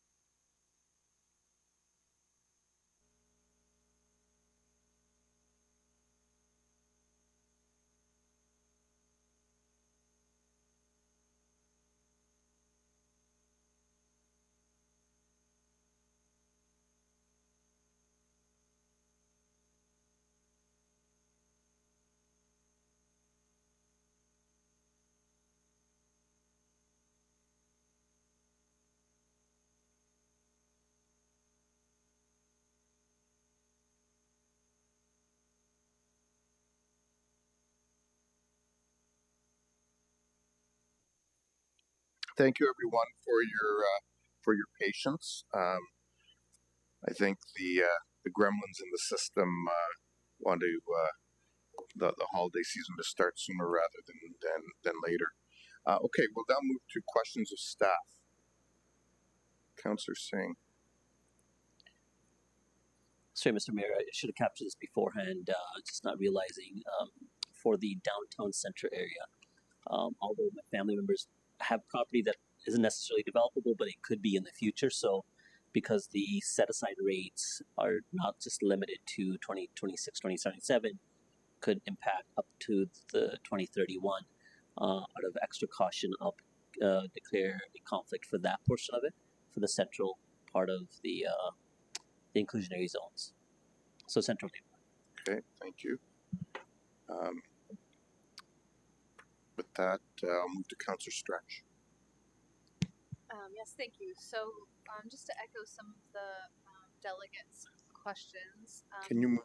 Yep, sorry, just to echo some of the delegates' questions, questions of staff. So I'm just curious if you can help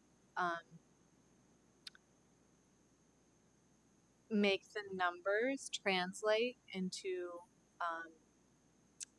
sort of digestible reflections of what that could be. So I'm talking about the therefore be it resolved that staff be directed to prepare a city-initiated official plan amendment and zoning bylaw amendment to change the inclusionary zoning set-aside rate from 2% to 0.5% and 1% to 0.25 in their respective PMTSAs. So what does that look like? I heard a couple ratios, 400 units equals 1. What does that, can you translate that for us, please?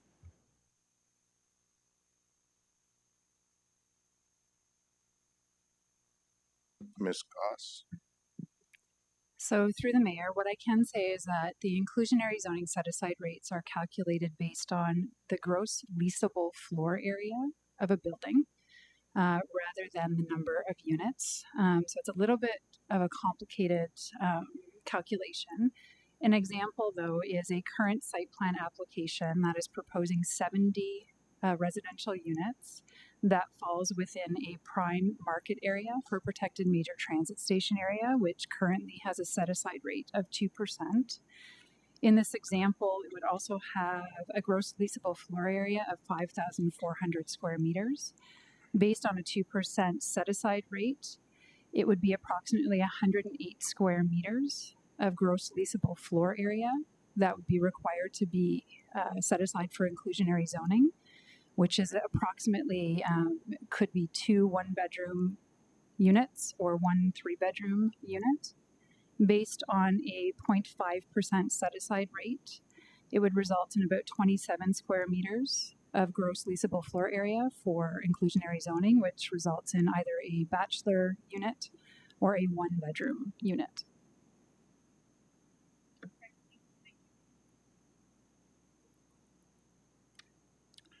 Okay, thank you. Councillor Davey. Yes, thank you. As part of the staff report, so part of the part of the supporting comments for implementing IZ as formally proposed, pardon me, was jeopardizing funding commitments. Can staff comment if Councillor Ioannidis' motion were to go ahead, whether those funding commitments would be in jeopardy, in your opinion? Ms. Bustamante?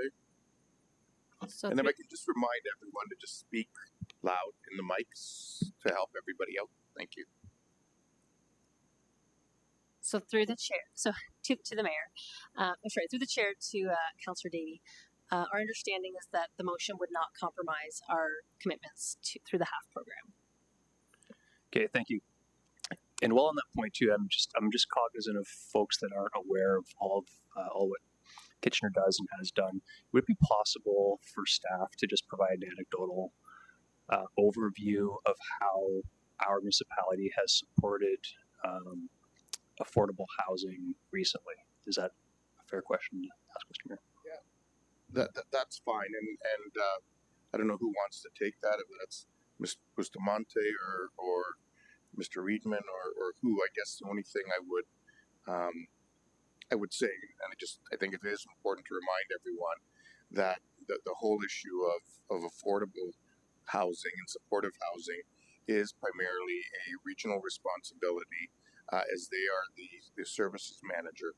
The city has obviously embarked in this space where they have been able to, because of their role as the planning authority, and also because the federal and provincial governments have made some money available to us through the Housing Accelerator Fund or through the Building Faster Fund going forward.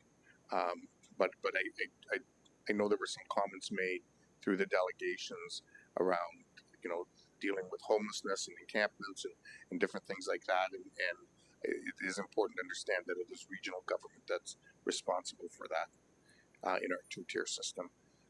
So who wants to answer Councillor Davies' question? Ms. Bustamante? So through the mayor, perhaps I can start. If I miss anything, perhaps Mr. Reedman can jump in and supplement my answer. So we have a number of different initiatives and programs that have supported affordable housing projects in the city over the last number of years. Council will recall that much of our work began in earnest 5 years ago with our first housing strategy, Housing for All. Since then, we have developed a variety of initiatives, including land donations, land leases, an affordable housing concierge service to support affordable housing units. We have an application fee waiver that's available for affordable housing providers. And we have a not-for-profit co-op and rental incentive grant program right now that provides up to $10,000 per unit for affordable housing projects. Those are the ones that are top of mind, but Mr. Reedman, if there are some additional ones I'm forgetting, please feel free to support the answer. Mr. Reedman? Through the mayor, so application fees, so planning and building application fees are sometimes exempt. So for not-for-profit affordable housing developments, which there could be a potential opportunity if there's a partnership with a not-for-profit in the inclusionary zoning unit. And then development charges, if it meets the provincial requirements of affordability, would also be exempt. Okay, thank you. And last question, I don't want to ask the staff, I think it will, but if it's possible, for example, under the originally recommended inclusionary zoning percentage, is it possible that that amount that could be added could, I guess I'll say, ruin a pro forma, and possible that we could see some housing developments that would have occurred not occur as a result of inclusionary zoning in the present market. Is that clear?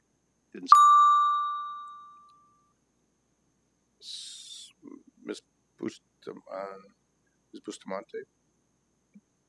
So through the mayor, if I understand your question correctly, are you asking if it's possible that the inclusionary zoning framework could stall or prevent some projects from being developed? Did I hear that correctly, Mr. President? In 2026, yes. So I think as staff we would say it's not fair for us to speculate definitively on that issue. I think there are many different factors that go into a development pro forma that affect its viability. We have certainly heard that sentiment from the industry and from the land economists that we retained as we were studying this issue, that is a possibility. Okay, thank you. I'll have comments from Mr. Mayor. Thank you. Councillor Deneau. Thank you, Mayor Vrabanovic. And so we heard a little bit tonight about some of the incentives that the for-profit developers have taken advantage of in a good way over the last number of years to work along with federal government, provincial government, municipal government, regional government to build some more housing. Can you name some of the programs that have been in place that have been in essence for developers to help build up our lack of housing, or more so affordable housing, Ms. Bustamante? So through the mayor, if I understand your question directly, I'm sorry to know, are you asking about programs and incentives that support for-profit developers in providing more affordable units through their projects? Yeah, kind of like that missing middle that we're always hearing about. So like we're looking at tax credit or HST rebate units to promote more building? Yeah, so certainly there have been a number of changes over the last number of years that have been and are currently being looked at. I think that would support some of the performance that the private sector is looking at, whether that be changes to parkland dedication requirements. You mentioned the HST changes, HST for first-time home buyers, and we know there's a live discussion right now about development charges and what that will look like in the future. So a number of those discussions are underway at this time. Okay, so that's a lot of that funding has come from different levels of government, right? Have we seen any of the for-profit developers come forward with some of their own solutions in providing some of their own dollars to provide affordable housing? Ms. Bustamante? So through the mayor, at this time, I'm not aware of any specific proposals. I heard anecdotally that there are some people in the for-profit sector that are looking at partnerships with not-for-profit partners, but I'm not aware of any specific examples at this time. Okay, thank you. Councillor Johnson. Thank you, Mr. Mayor. We've talked a lot tonight about inclusionary zoning units. What we haven't talked about is that whether those are rentals or are they condos, are they both, are they one or the other?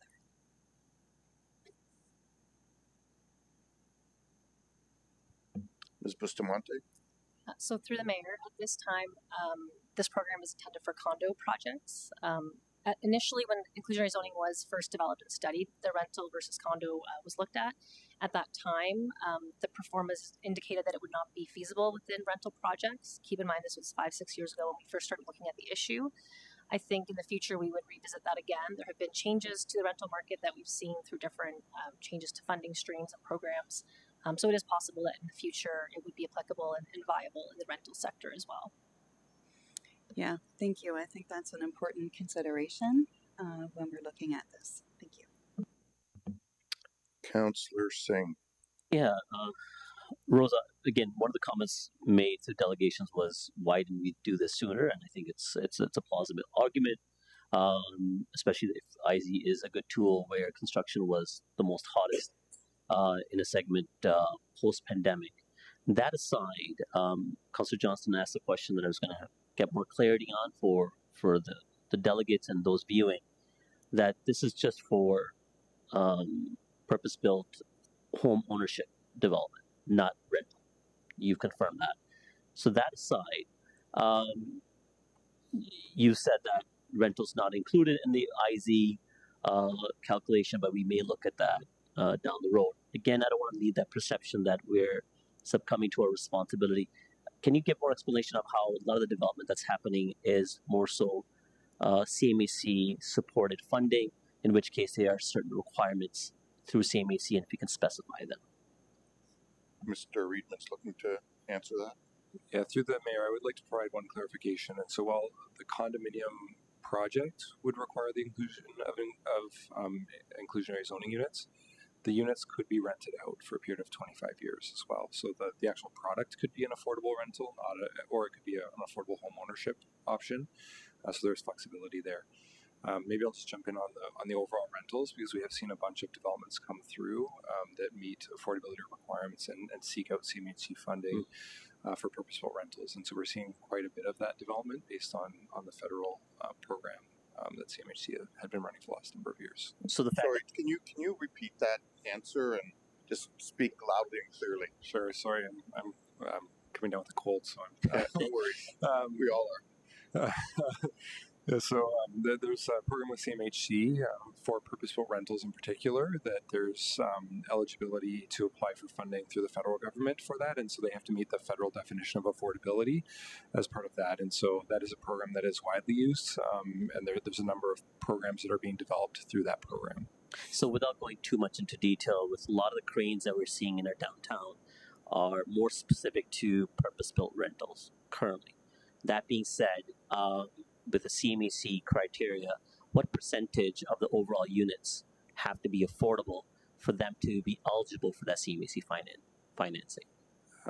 Through the mayor, and so I don't have the number off the top of my head. That's something we could look at. I'm not sure if Ms. Bustamante has that number available.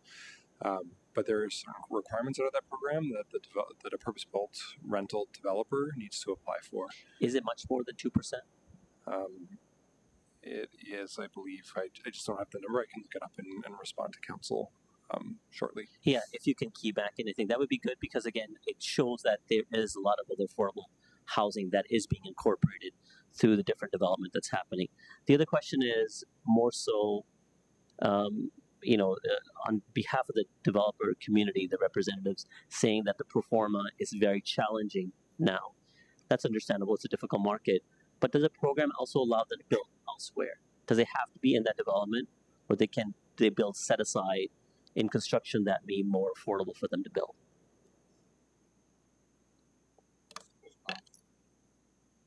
So through the mayor, the inclusionary zoning framework that council has already approved includes the ability to do off-site inclusionary zoning units, provided that it's within a protected major transit station area within the same municipality. Does it have to be new construction, or could they purchase like low-rise residential or rental units and then keep them as a set-aside percentage, whatever they require for the duration of 20 years, whatever the requirement may be? Or does it have to be new constructed units? Through the mayor, I will have to look up our inclusionary zoning guideline detail on that and queue back in for that response. Ms. Bustamante? So through the mayor, if I may, on that question. So these requirements are embedded in our guidelines for the inclusionary zoning, and so there's some flexibility built into that. Right now, I believe the requirements for the off-site units are that they are within a kitchen TSA where inclusionary zoning applies, that they're occupied at the same time as the market units, and they are similar size and bedroom composition as the market units. I don't think we provided any direction or specification on whether it could be an existing building or a new building at this time. Okay. Thank you. But just as a follow-up to that, you're saying that potentially if the set-aside might have required 2 600 square foot units, a developer, could potentially buy a couple properties and put 2 ADUs in the backyard that are 600 square feet each and meet that obligation that way? Ms. Bustamante? So yes, to the mayor, that is a scenario that we could explore and that there would be flexibility in the guidelines to consider. Okay, thank you. Councillor Ioannidis. Yeah, thank you, Mayor Urbanovic. I guess my question to staff is, in the last six or so years, before we started getting into policy framework, do you have the number of the amount of affordable units as members of council, as this council has approved through negotiations with developers?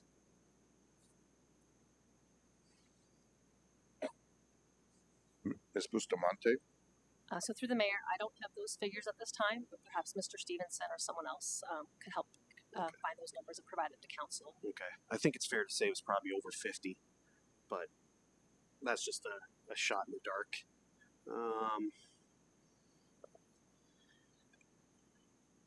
How many projects has the city given to nonprofits to build affordable housing? Because I know Mr. Eben named off all the policies, but never named off all the specific projects that this council is committed to. Mr. Riedman? Through the mayor, and so through the Housing Accelerator Fund, there are 3 projects that are underway, plus a bunch of incentive programs for a number of other projects that are under construction. And so I'll talk about specifically the ones where land has been provided to not-for-profits. And so there's the YWKW on Block Line Road, which is 41 supportive housing units and 10 affordable rental units for women. We're working with Habitat for Humanity on home ownership, affordable home ownership models at River and Ottawa. We're working with Kitchener Housing Inc. on the new downtown Kitchener project, which also includes the fire station. And we're working with Reception House on Wellington Street for an approximately 30-unit development that they're working on. And then plus all the incentives, and so we've incentivized, I think it's around 200 units through the incentive program, and so that's kickstarted at least 200 supportive or affordable rental units in Kitchener outside of those projects. That's pretty significant. And it's shoots a whole bunch of different demographics.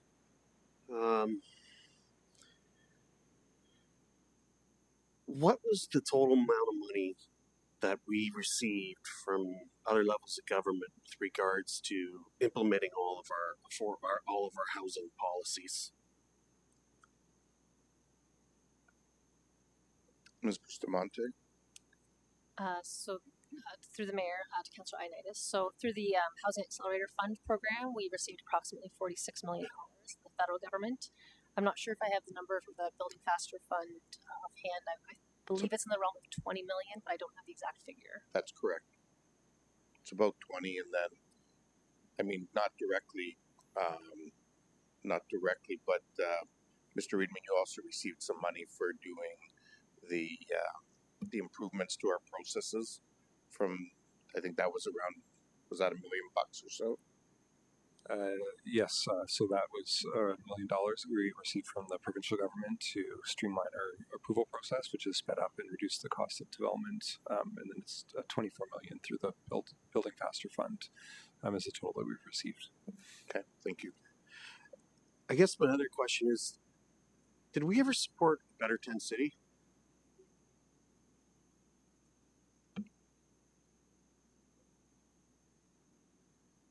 Mr. Reedman? Through the mayor, yes, we did support them on multiple sites, including their current site that they're at right now. Do you have a dollar figure in that? Through the mayor, not off the top of my head. We didn't charge rent, and we currently don't charge rent for them, and so, but I don't think we've ever quantified the exact dollar figure. Okay. And I guess my last question is, I forgot to ask, out of all those lands that we donated, what are the value of those lands?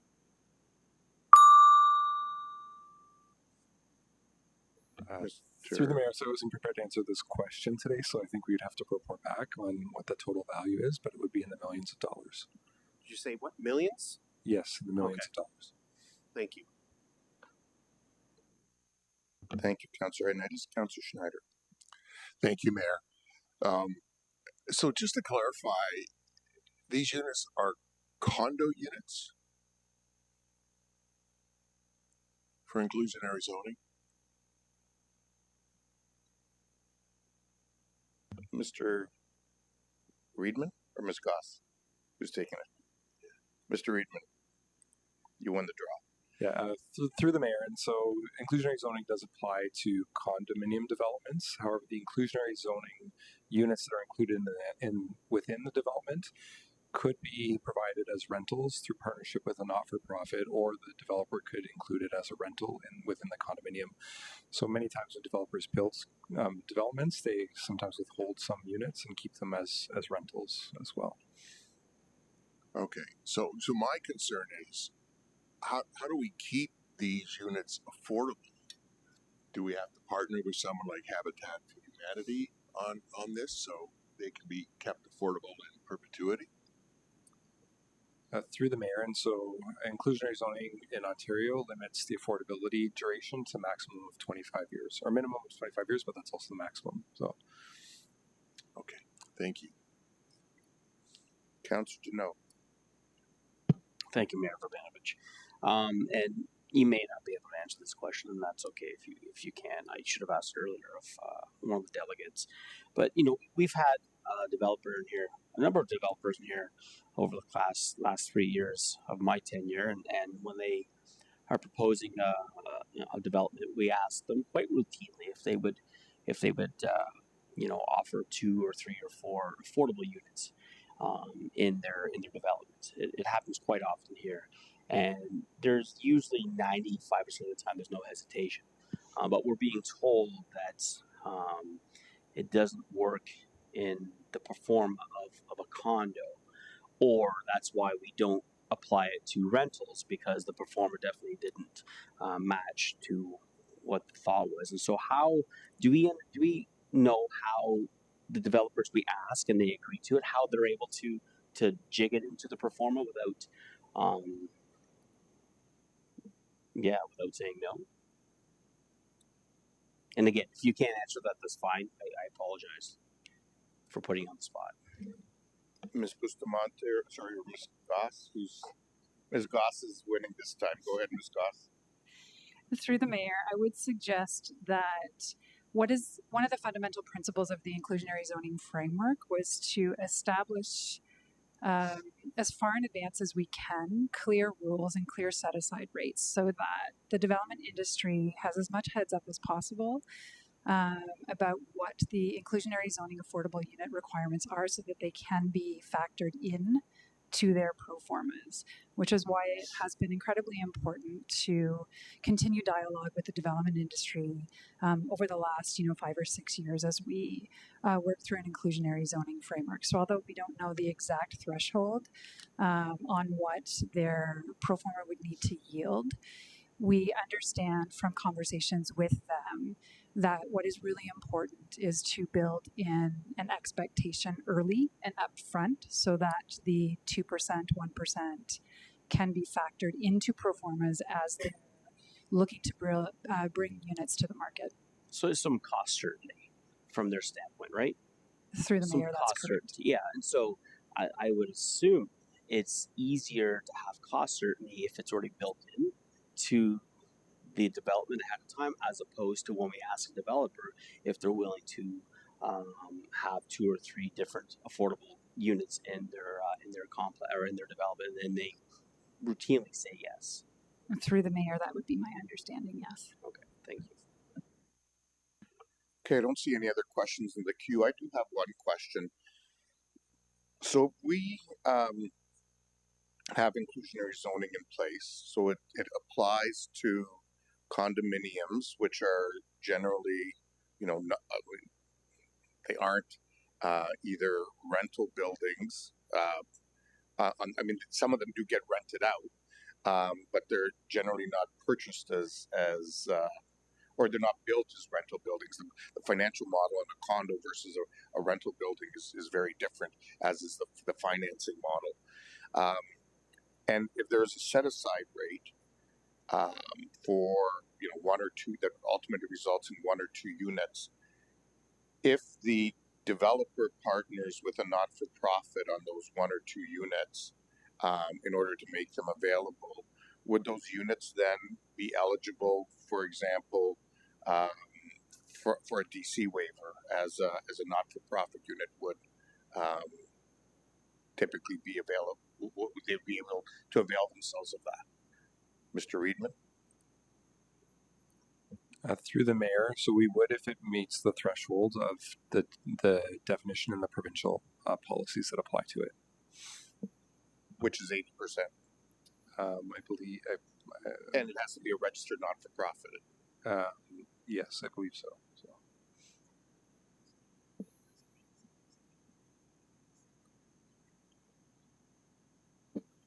Yeah, so it's based on a 25-year agreement that it meets a certain threshold and conditions within that.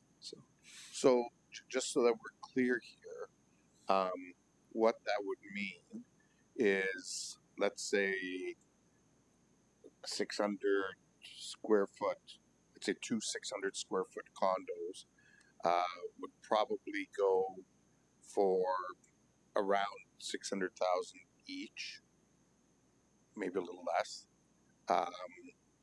In the current market, but how much would they get as a rebate, essentially, in terms of the DCs or anything else, fee waivers and other things that they would be eligible for? Through the mayor, so I wouldn't be able to quote a specific number. There's some different rates for development charges depending on different portions of the city, but it would be relatively substantial if they were able to stack a bunch of the fees on top of each other. But like a single condo unit, do you remember what it is? City and regional DC fees. I know it got raised in the meeting this morning, but I forget the numbers. While Mr. Lautenbach is pulling that up, I could respond to the other question that was asked about the rental projects. And so there are a few different programs, which is why it's difficult to provide an answer on the fly. But one of them is a financing program for rentals, and so it's at least 20% of the units at 30% below mid income levels. And then there's another one that gives a series of points depending on the percentage of units and the affordability. And so those programs can be interchanged by different developers. And those are programs that are eligible for CMHC funding. Correct. And they'll continue to be eligible because they're market rate versus supportive housing, which is now transferred over to Canada Housing Corp. Correct? Correct. That's our understanding. Okay, thank you. I'm just waiting for Mr. Lautenbach. Go ahead, Mr. Lautenbach. So through the chair, in the central neighborhood, it'd be about 10,000 per dwelling unit from related to condo development. So that's what you're looking at in terms of the DCs per unit. Okay, thank you. And that's the city or city and region? The DC portion. And the regional, I think this morning we said the regional portion is about 60%. I think in total it comes to about 38,000. I'd have to confirm the exact rate. Okay, great, thank you. And that's for an inner city one. Okay, those are any other questions?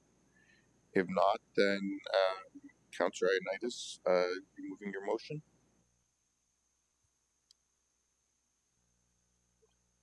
Yes. Is there a seconder for the motion? Seconded by Councillor Davey. Okay, thank you. Councillor Ioannidis, do you want to speak to it?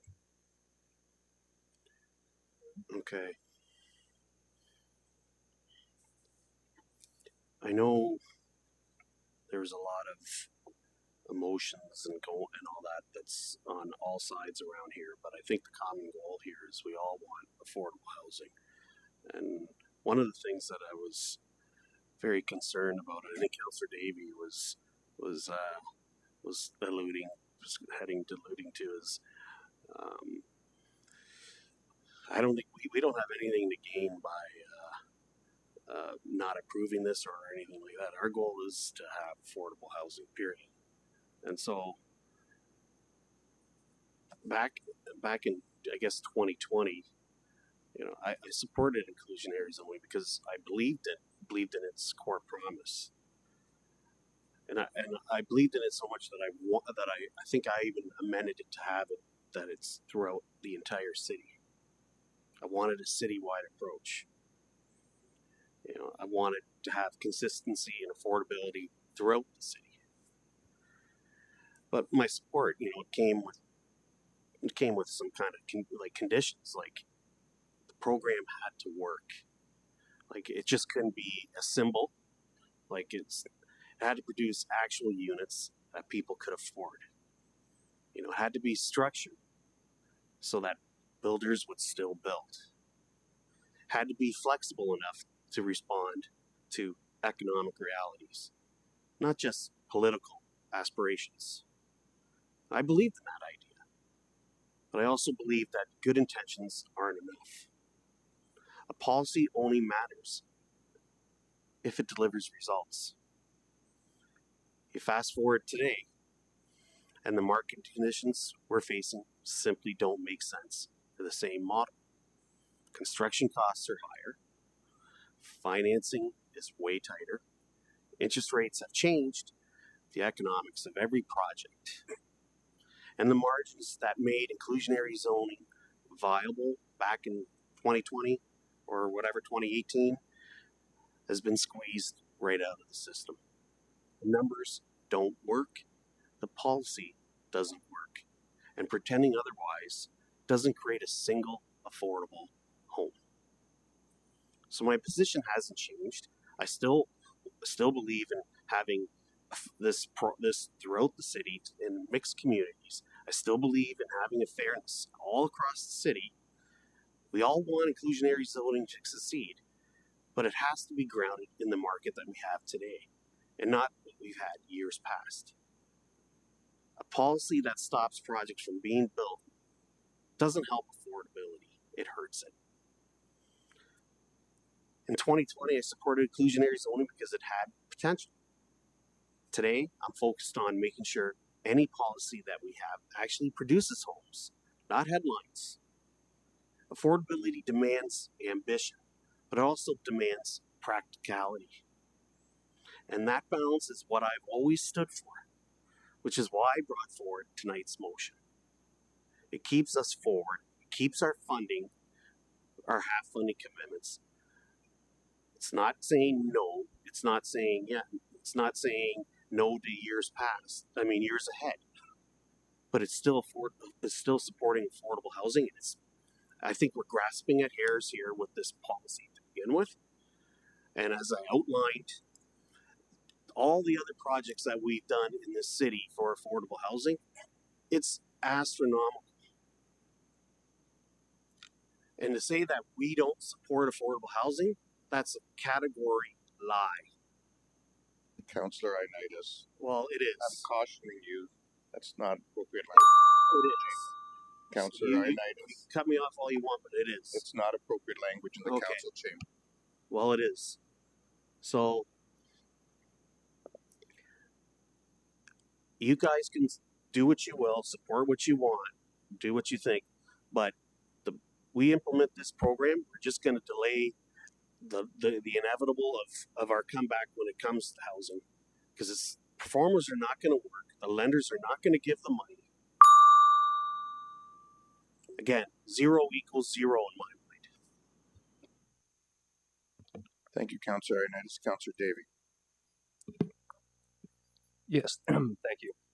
I agree with pretty much everything Councillor Ioannidis said. I'm going to provide some other rationale as to why. It's actually interesting because I was looking, when this item first came up, I was thinking about how things might have been different if we actually approved inclusionary zoning last year.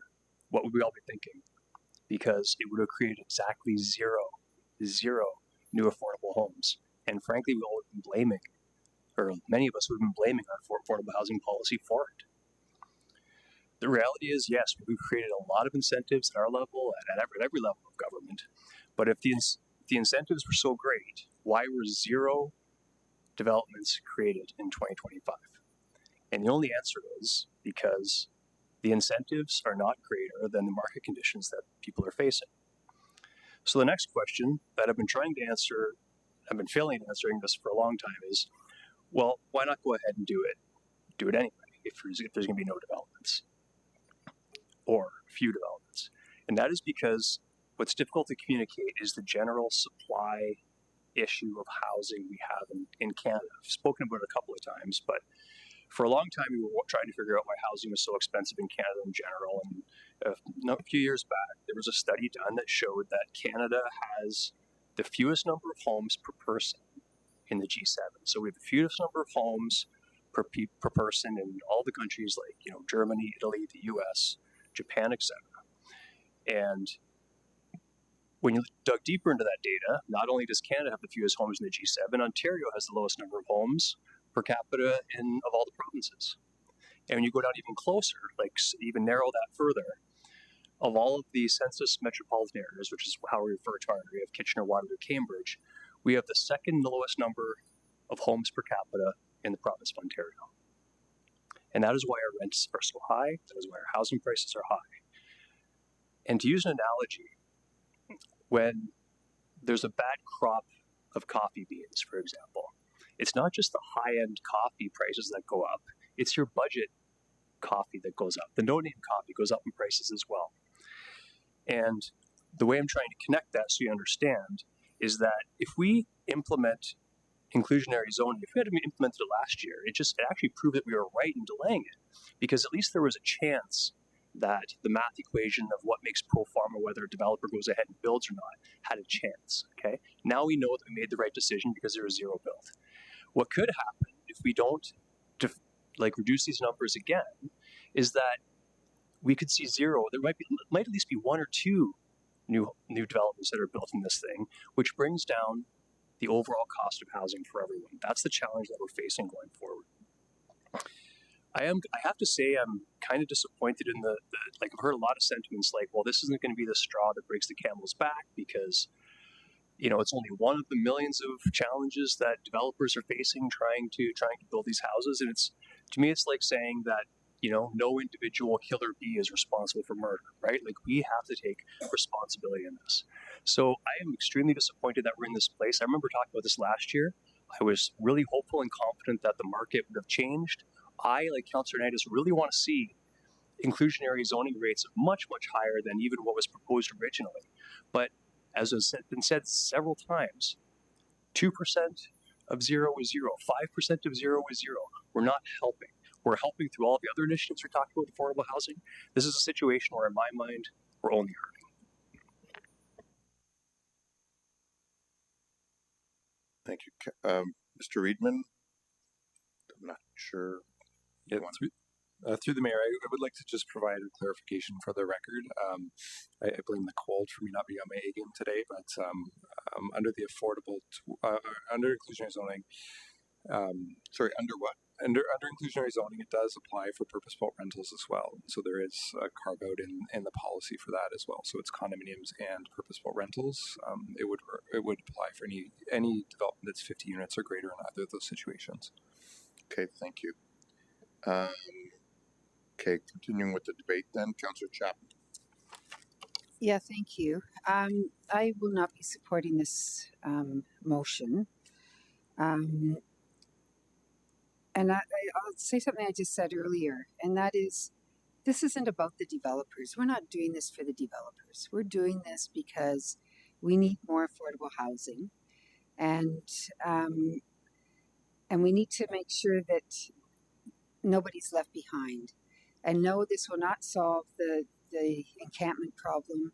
It will not solve those deeply affordable units that we so desperately need. But it will provide, I mean, around this horseshoe, we've heard many times that, you know, what about our children? They're not going to be able to buy into the market or afford rent. Well, these 80% of market value units would give them a chance. And there are so few of them that it's going to give very few people a chance, but it would at least be something that we could work with and hopefully grow over time. In Amsterdam, and I've said this, given this example before, when they had a housing crisis, which they're still struggling with, they have a municipal policy that requires that all new buildings have 40% of market value of the units be at 40% of market value, 40% of the units be below market value, and 20% being luxury units. The developers can adopt a similar policy here, you know, within their own development, and that way, you know, if they're concerned about offsetting costs, there are ways to do it. You can be creative. But we have an obligation to use one of the few tools that the province gives us as a lower tier municipality, and that is to adopt an inclusionary zoning bylaw. And I think it was mentioned earlier that the province has given us this tool. It was actually under the Liberal government, under Kathleen Wynne, that it was first brought forward.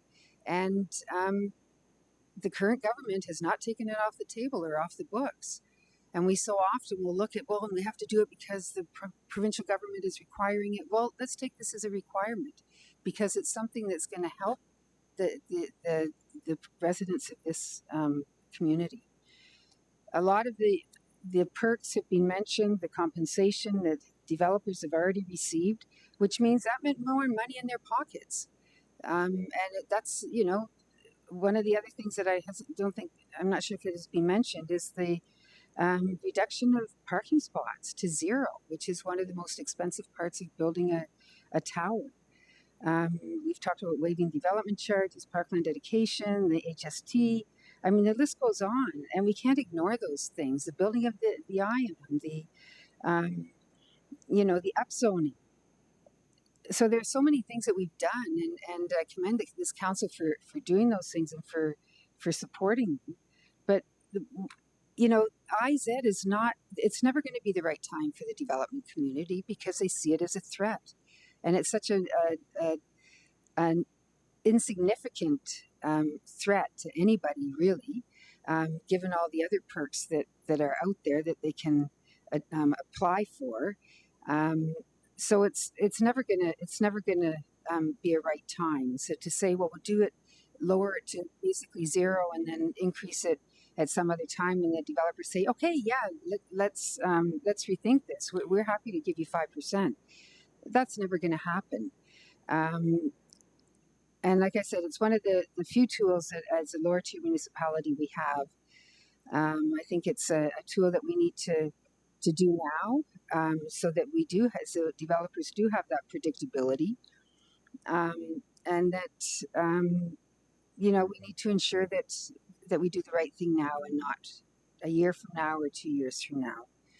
And before I even came to this meeting, I went back and forth on, well, perhaps, we could modify the amendment or the motion, and instead of 0.25, and we can increase it to, 0.75 and 1.75, or we could, take the motion and I had 4 points, 4 different options that we could defer the motion to January of 2027. We could reject the motion altogether. We could reduce the date to only 2026, which right now, the way it's worded, would be 2026 and 2027 at these lower rates. So I won't be supporting it. I think it's a mistake to do this. People have an expectation. The Waterloo is waiting to see what happens to us tonight here with this motion. I spoke to one of the councillors earlier, and they're leaning, well, the person I spoke to is leaning toward, the staff report, seeing that as the most responsible thing to do. So that's all I'll say. Thank you. Thank you, Councillor Chapman. Councillor Deneau. Thank you, excuse me, Mayor Rovanovich. A friend of mine who watches me has quite often mentioned or suggested to me that we're often playing whack-a-mole, where we hit the mole and then something else pops up, and we hit that, and another thing pops up, and it seems like it's affordability and housing is one of those things we're constantly whacking. Every few months we put a quarter in the game and then we start whacking again. And we're here to talk about inclusionary zoning, which we whacked last year we punted it to this year. And I know I said last year, I remarked that during low interest rates and borrowing costs allowed developers and land speculators to buy, sell, and develop very valuable pieces of land across our city, and they made some good profits. But now, as we know, the market has softened. We're being told that it's too costly for them to help out a little bit. And Councillor Ioannidis was right. The city of Kitchener has done a heck of a lot of stuff. When you look at rent eviction bylaw, looking at rent eviction bylaws, and we have donated land. We have partnered with not-for-profit groups. We've seen the federal government and the provincial government and the regional government provide dollars to assist with affordable housing units. And the one who hasn't are the for-profit developers. And they'll sit and tell us till we're blue in the face they can't afford it. And we all know very well they've made a lot of money. And we're not asking for all their money. We're asking for just a tad bit to help people actually attain housing. And if that is wrong for me or for people to ask, then I don't want to be wrong, because people need housing. And, the more and more we lose affordable housing, which we know we are, to developers and to investors, we're going to find more and more people on the street using homeless shelters, which actually cost society a heck of a lot more than it does to provide a home to them. We know that there's mountains of evidence that prove that. And so, with all due respect, I can't support the reduction of these numbers. And as a few of my councillors pointed out, 0 is 0. You're right. We said we'd hold off to see how the market would work out And we know very well that they wouldn't have built anything, and they're not going to build anything until they make money, until it's right for them, not people who actually need it. Heck with those people. It's whenever it's right for the developers, and to have two groups come here tonight, separate groups, and say, well, we got to watch it. We're gonna stunt growth. Well, growth's not growing right now anyway. So go back to the original numbers. That way, the developers, when they do start developing, because God knows they're going to start developing when it comes convenient for them and they're going to make money, then they know what they're working with, as opposed to this unknown that every once in a while we ask the developer when they come to provide us with two affordable units, which I'm not sure where it goes anywhere or if it goes anywhere, but it's just it's saddening that maddening that we're here a year later and we're asking for a reduced amount of numbers for people who actually need housing during Christmas. Okay, there doesn't appear to be anybody else in the queue. Oh, sorry, there is now. Councillor Stretch. Yes, thank you.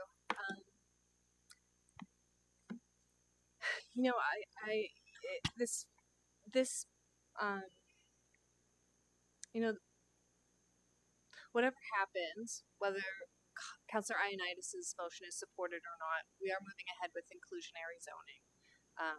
It's a matter of what the percentage is like, and I really believe that it is such a small drop in the bucket of compared to some of the other initiatives that we've been able to partake in. Having connected with different residents, different developers, both sides say this is a very small amount of affordable housing going forward. So, whether it's this amount or that, it can make such a little difference. But I do understand that little difference, especially when it comes to financing, can make or break a development. But there are also so many variables that we can't control, and this is one that we can. And so, I believe that this tool is important to be able to use, even though that there's no units being built at this time, because it's consistent, it sets an expectation, and I do think that it might trip us up with the first couple developments. It might push us back, but it also might not, depending on what those different market variables will be. And so if it pushes it back another year, I guess I believe in Kitchener's ability to attract investors. I believe that this little amount will be recoverable, and it's a risk that I'm willing to take. It's not lost on me that here today, with people delegating and with different representatives, it is a bit of a false dichotomy that there's like a good versus evil thing happening. I see developers wanting to figure out how to do the right thing. I see residents really trying to make sure that they're looking out for neighbors and having affordable places to live, and hope for the future of what that might look like. And so, I feel strongly about affordable housing, but I hear everyone around the table saying that. So it's just a matter of what we go forward with. And so I'm leaning towards not supporting the motion, but I am overall happy that at the end of the night we will see inclusionary zoning be put to use in Kitchener in some small way, and that is the right direction. Thank you, Councillor Stretch. Councillor Chapman. Yeah, I just want to call for a recorded vote, please. Okay. Any other comments? If not, then I'll just make a few comments of my own. And this is clearly an issue that has brought strong debate and dialogue amongst folks on both sides of the argument. And I will say, as Councillor Stretch just indicated, one of the things that does concern me is this notion of who's good, who's evil, and so on. That's not helpful dialogue, quite frankly. because the reality is the only way we solve this problem collectively is if everyone is actually working together and demonstrating respect towards each other in that regard. The reality is none of us, other than those who are builders and developers, actually build housing in this room. They're the ones who actually do it, and we need those partners at the table, no matter where the housing is on that housing continuum, from deeply supportive and deeply affordable all the way to market home ownership. We need the industry to be at the table and help move things forward. And it has been a challenging time, as it has been for all of us right now, because quite frankly, land values have come down, people bought high, all those kinds of things. So it's not always the roses and perfume or whatever you want that expression to be that sometimes folks think it is. But without a doubt, there's also profit that's been made over time, and that goes along with the risk, and market factors impact that. I also want to be clear that while there haven't been any projects this year that IZ would have impacted to the best of our knowledge, there has still been a fair bit of construction movement. We've had 433 site plans approved. We've had 2,693 building permits issued. We've had a CMHC count so far to the end of September of almost 2,100 units.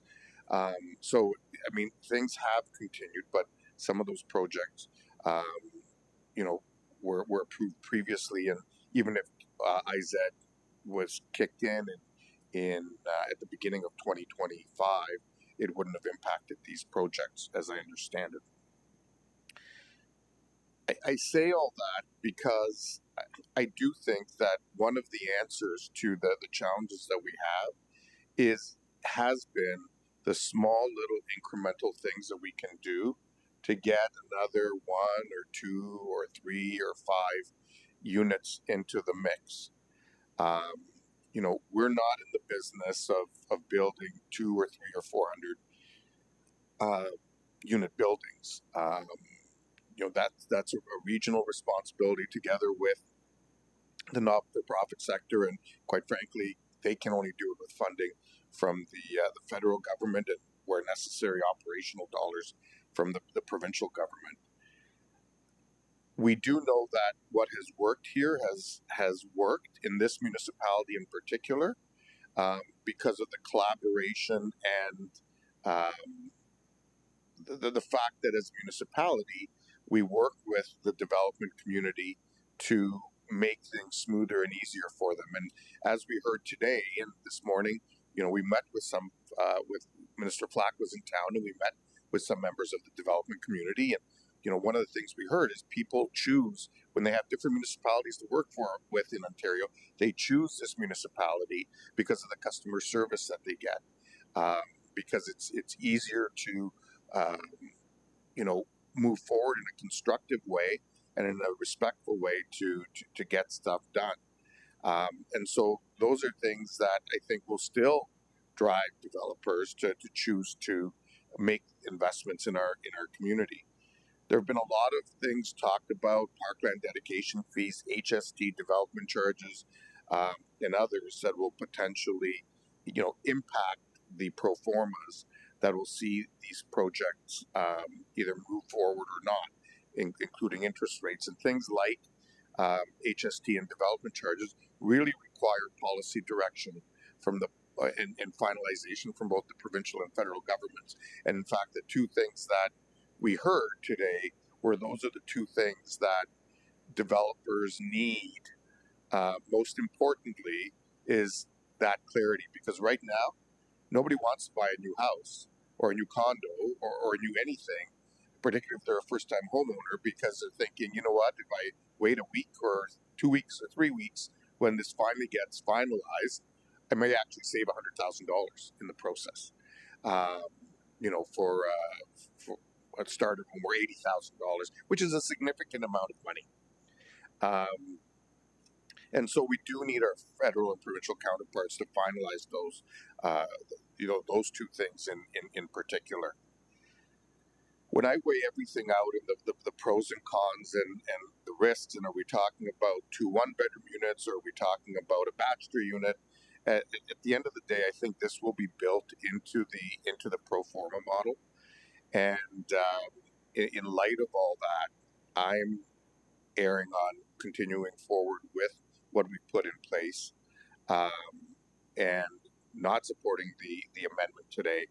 I think it would create another level of work that, quite frankly, our staff who are trying to get housing built and so on don't need. There's other work that needs to get done, and at this point, I will not support this motion, and by virtue of that, the existing motion as it exists would automatically go forward.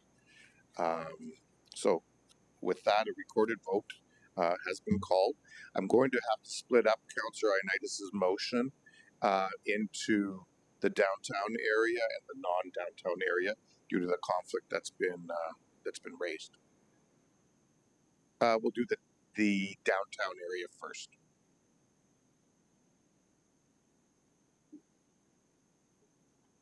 So to be clear, if you are not supporting the amendment that Councillor Ioannidis is proposing for the downtown area, you would vote no. If you are supporting it, you would vote yes.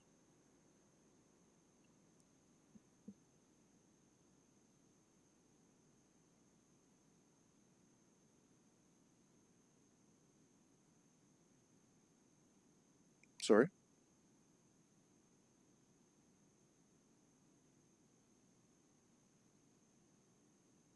And the motion doesn't carry for the downtown, and now we'll deal with the motion for the rest of the city.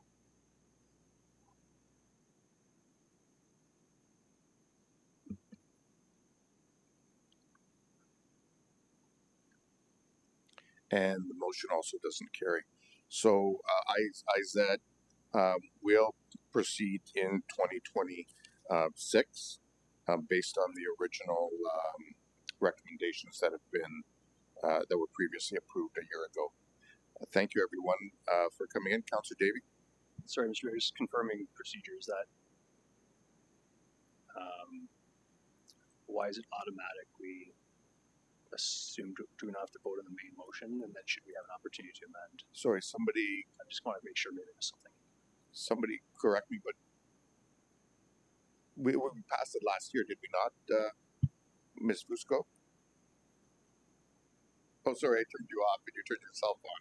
So through the chair, that is correct. The motion was passed in December, and there's a subsequent bylaw that's in effect. So this was to amend and allow staff to bring forward a secondary process, and so that motion has failed. So the bylaw exists as currently passed. Okay, understood. Thanks. Thank you. Okay, so we'll move on to the reports of committees. Heritage Kitchener, Councillor Michaud. Go ahead. Thank you. It's moved by myself and seconded by Councillor Chapman that the Heritage Kitchener report dated December 2nd, 2025, as listed on the agenda, be adopted. So we're dealing with 7.1b and 7.1c. We will have to deal with 7.1b separately due to the noted conflict. Any discussion on either of them? Okay, so I will deal with 7.1b pertaining to 50 to 56 Weber Street West and 107 Young Street first. All those in favor? Any opposed? One opposed, and one noted conflict. Okay, thank you. And now we'll deal with 7.1c. All those in favor? Any opposed? That is carried. Okay, we'll now go to Planning and Strategic Initiatives Committee. Councillor Singh. Thank you, Mr. Chair. This is for I'll move by myself, seconded by Councillor Chapman. Yeah, December 1st planning first, yeah. Sorry, December 1st. Yeah, my mistake. There's two there. Okay. As moved by myself and Councillor Chapman. Okay, any discussion? Councillor Chapman? Yeah, I wonder if we could vote on 7.2.A separately. Point A, the elimination of return envelopes? Yeah. Okay, we can do that. Any other questions or comments? If not, then we'll deal with 7.2.A, the elimination of return envelopes. All those in favor? Any opposed? That's carried. The balance of 7.2, the December 1st meeting. All those in favor? Any opposed? That's carried. Councillor Singh, back over to you for 7.3.A. Thank you, Mr. But Mayor. I actually think it would be easiest if you didn't move it because of the. So somebody else want to move it? Doesn't have a conflict. Councillor Johnson, seconded by Councillor Chapman. So I'm going to deal with the 1,500 meter radius issue only first. So all those in favor? Hold on. Sorry. No, who's? Yeah, that's right. Okay, I just want to make sure the conflict people aren't voting. Just trying to help everyone out here. So the 1,500 meter. Okay, so there was 7 in favor. Obviously, none opposed. That's carried. I'll now deal with the balance of that item. All those in favor? Opposed? No. Right. Opposed? That's carried. Yeah, with the noted conflict. Councillor Initis? Yeah, Mr. Mayor, just when we do the voting, it always cuts off these chairs here and then those chairs there, so no one on live TV can see how. It doesn't actually. If you look at the screen, all of you are in there. If you look up above, It's right now it is, but when you go to vote, it doesn't show that. It does. In the top right corner. Okay. Because I was going like this, and I could see my hand, but yeah, look right now. You can see yourself waving. Well, now it wasn't like that So when through, we were voting. So through the chair, so we have configured the wide angle to display when the chair is taking the vote. There are times where, yes, the individuals near the ends are not visible. We are working with the vendor on rectifying that. So as you can see currently, I can see from Councillor Johnston around the horseshoe to correct. You're right. So when there's 3, it's fine, but when there's 2, it's a challenge. I think part of it.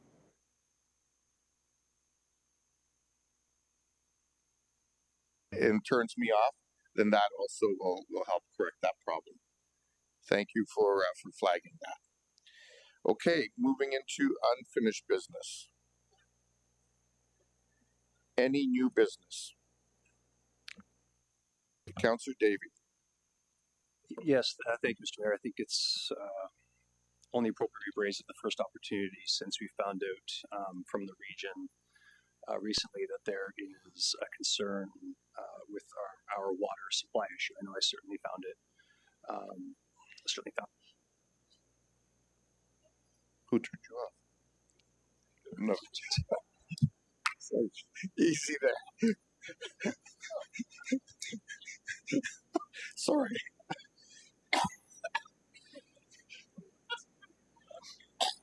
Pardon me.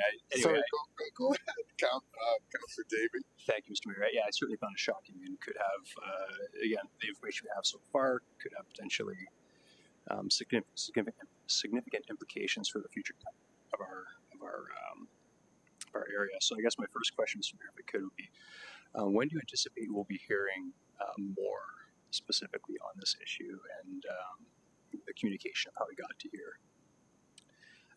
So I will probably turn most of these, any questions you have to staff, but I will say, Councillor Davey, as you know, I was as surprised as and all of regional council was as you were when we heard the news and the issues and concerns. I do know that regional staff have been in touch with our staff, so I'll turn to Ms. McGoldrick to provide any updates that may be publicly available.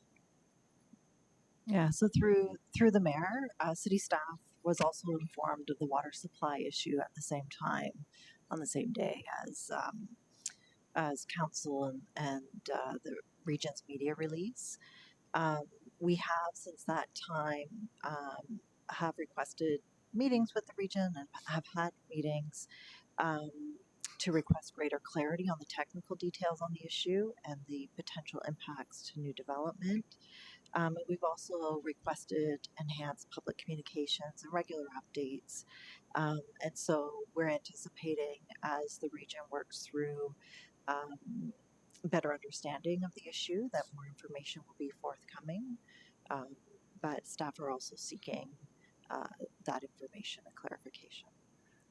So I think, sorry, Councillor Davey, I think the only other thing that I would emphasize is what we have all been told and has been reported publicly is this is purely a water quantity issue and not a water quality issue.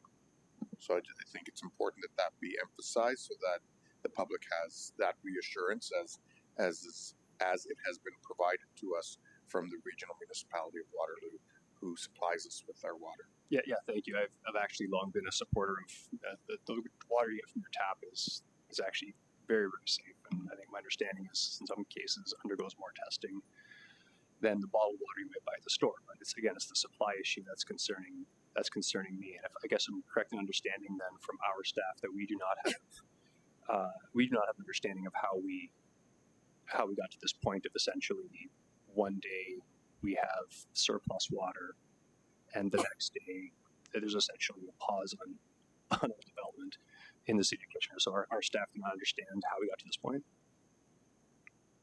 Ms. McGoldrick. So through the chair, and sorry, I'm also fighting a cold, as some of my colleagues are as well, so my throat is scratchy. So similarly to what has been reported, we understand that through the water supply strategy update, the modeling information demonstrated that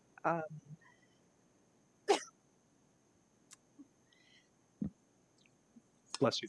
Take your time.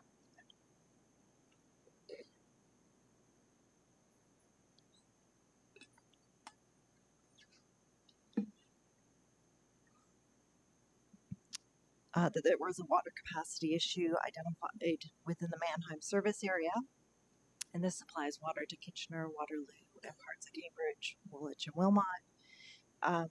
We know that it is based on information provided from the region, that there's aging infrastructure and related pump and supply well issues. And they are working on engineering solutions to address the issues over the short to medium term. We don't have information on the timing of when those solutions may be in place.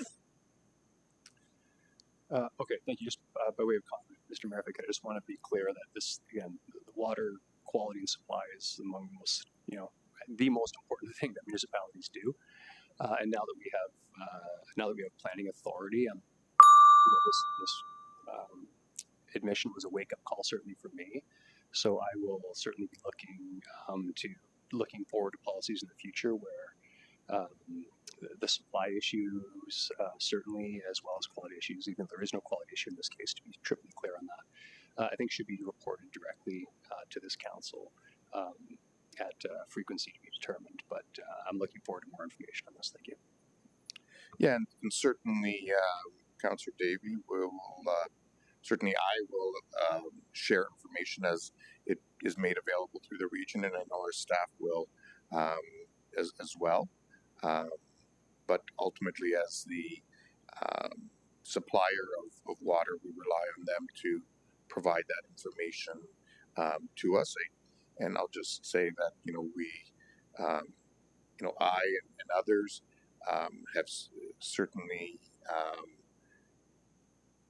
endeavored to communicate the importance of working with the area municipalities to the region in any discussions that have occurred so far. Councillor Singh. Yeah, it's just what Councillor Davey has already kind of outlined his concerns, and thank you to him to bring it up. This is I think, a very worsening or worrisome news coming from the region of Waterloo. I think the suddenness of it is the biggest aspect of things that gives considerable caution, especially as we talk today about affordable housing, about development, about seeing a stall in development coming in a community. News like this only adds to add on to that problem. I think the region needs to be more forthcoming with as much information as possible. What I wanted to say to you as a representative on the region, I know you are an excellent advocate for the city of Kitchener on the region, and I'm sure you're going to state some of this, but still, we need to have a working group immediately. If they're asking for an immediate stop, that means that the information needs to be collaborated, it needs to be peer reviewed, it needs to be, additional input received by the larger cities in the region. And I think the city of Kitchener, with our planning staff and expertise, can play a very important role in deciphering exactly what is necessitated as towards development in the future. And the last thing I want to say is, again, Mr. Mayor, towards your advocacy to the region, if it's as bad as it is, they should not be talking about conservation later on. They should be immediately communicating with residents how residents can conserve right away.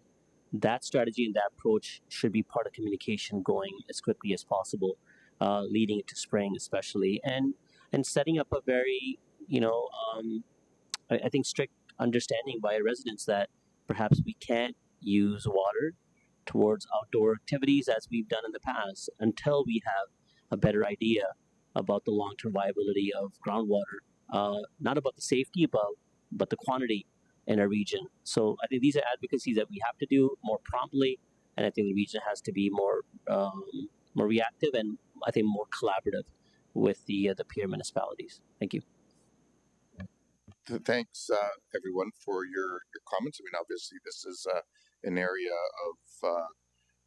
of great interest to all of us, both at the city and at the region. And I know both staff and myself will certainly endeavor to share information as it's made available to us, and continue to urge regional officials to make as much information available sooner rather than later to us going forward. Okay, mayoral business and updates. I think the only other thing I would just reiterate and thank council again is for the work on our budget. I think we collectively did a great job on that, and we can. Tomorrow's regional budget day, so you may want to watch if you're interested to see how that plays out. Questions and answers. Administrative reports. There is. We dealt with 11.1.B. Does someone want to move professional services for Huron Road improvements? Do I have a mover? Moved by Councillor Deneau, seconded by Councillor Michaud. Any discussion? All those in favor? Opposed? That's carried. Two items there that were there for information. Items arising from in camera.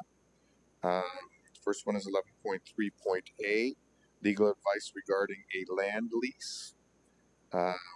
Is that the one that's on the screen as well? Thank you. Somebody want to move that? This is for 449 to 471 Wellington Street North. Moved by Councillor Stretch, seconded by Councillor O'Dooney. Any discussion? All those in favor? Opposed? That's carried. 11.3.B, a lease agreement with respect to the Cowan Recreation Center. And that is moved by Councillor O'Dooney, seconded by Councillor Stretch. Any discussion? All those in favor? Opposed? That is carried. Next, we have the bylaws. And before we take a mover and seconder for 3 readings, are there any late starters, Madam Clerk? Through the chair, there are 5 bylaws to be added to the late starters arising from committee approval. Okay, thank you. Is that everything? Yeah, Amanda? Or is there another one? Sorry? Oh, there's some conflicts. So which ones? So through the chair, I believe there were conflicts declared with respect to the community improvement plan, which would be bylaw 12.2.b and 12.2.c. Okay. So I will take a mover and seconder for all the bylaws, moved by someone who doesn't have conflicts. So Councillor Schneider, Councillor Chapman. So I will deal with everything but the community improvement bylaws. So everything but the community improvement bylaws. So if you had a conflict on community improvement, don't vote. So all those in favor? Opposed? That's carried. And for the remainder of the bylaw, everything but the community. So that was all of the bylaws that we just voted on. So the conflict people could vote on that one. Let's try that again. Yes, all those in favor? Opposed? That's carried. Sorry, it's getting late. The 2 community improvement bylaws. Now, if you have a conflict, you don't vote. All those in favor? Opposed? That is carried. Folks, before we adjourn, I just want to take a moment to reflect. This is the final meeting of 2025. It's hard to believe that the year has passed by so quickly. Over the coming few weeks, we have folks who will be celebrating Hanukkah, Christmas, Kwanzaa, or just celebrating the holiday season. In fact, Hanukkah, as you know, started last night, and it started amidst certainly the tragedy of what happened on Bondi Beach in Australia. For everyone who is celebrating any of the holiday season, I think on behalf of all of us on council, and also the New Year, certainly wishing everyone and their families a happy, safe, and peaceful holiday season. May 2026 certainly see, I think we can all agree, more peace in the world, because we certainly can use that. I also would be remiss if I didn't acknowledge that on January 4th, Council will be hosting their annual New Year's levy, and that will be taking place from 1:30 to 4 here in the Rotunda and throughout the 2 floors of City Hall, as well as out in Carlsbad Square. But the activities outside will actually be starting at 11 a.m. So families can actually come and start enjoying some of those outdoor winter activities earlier. But the council portion of it will commence at 1:30. So with that, happy holidays, everyone. And who would like to move adjournment? Councillor Owaduni, seconded by Councillor Michaud. All those in favor? Opposed? That's carried.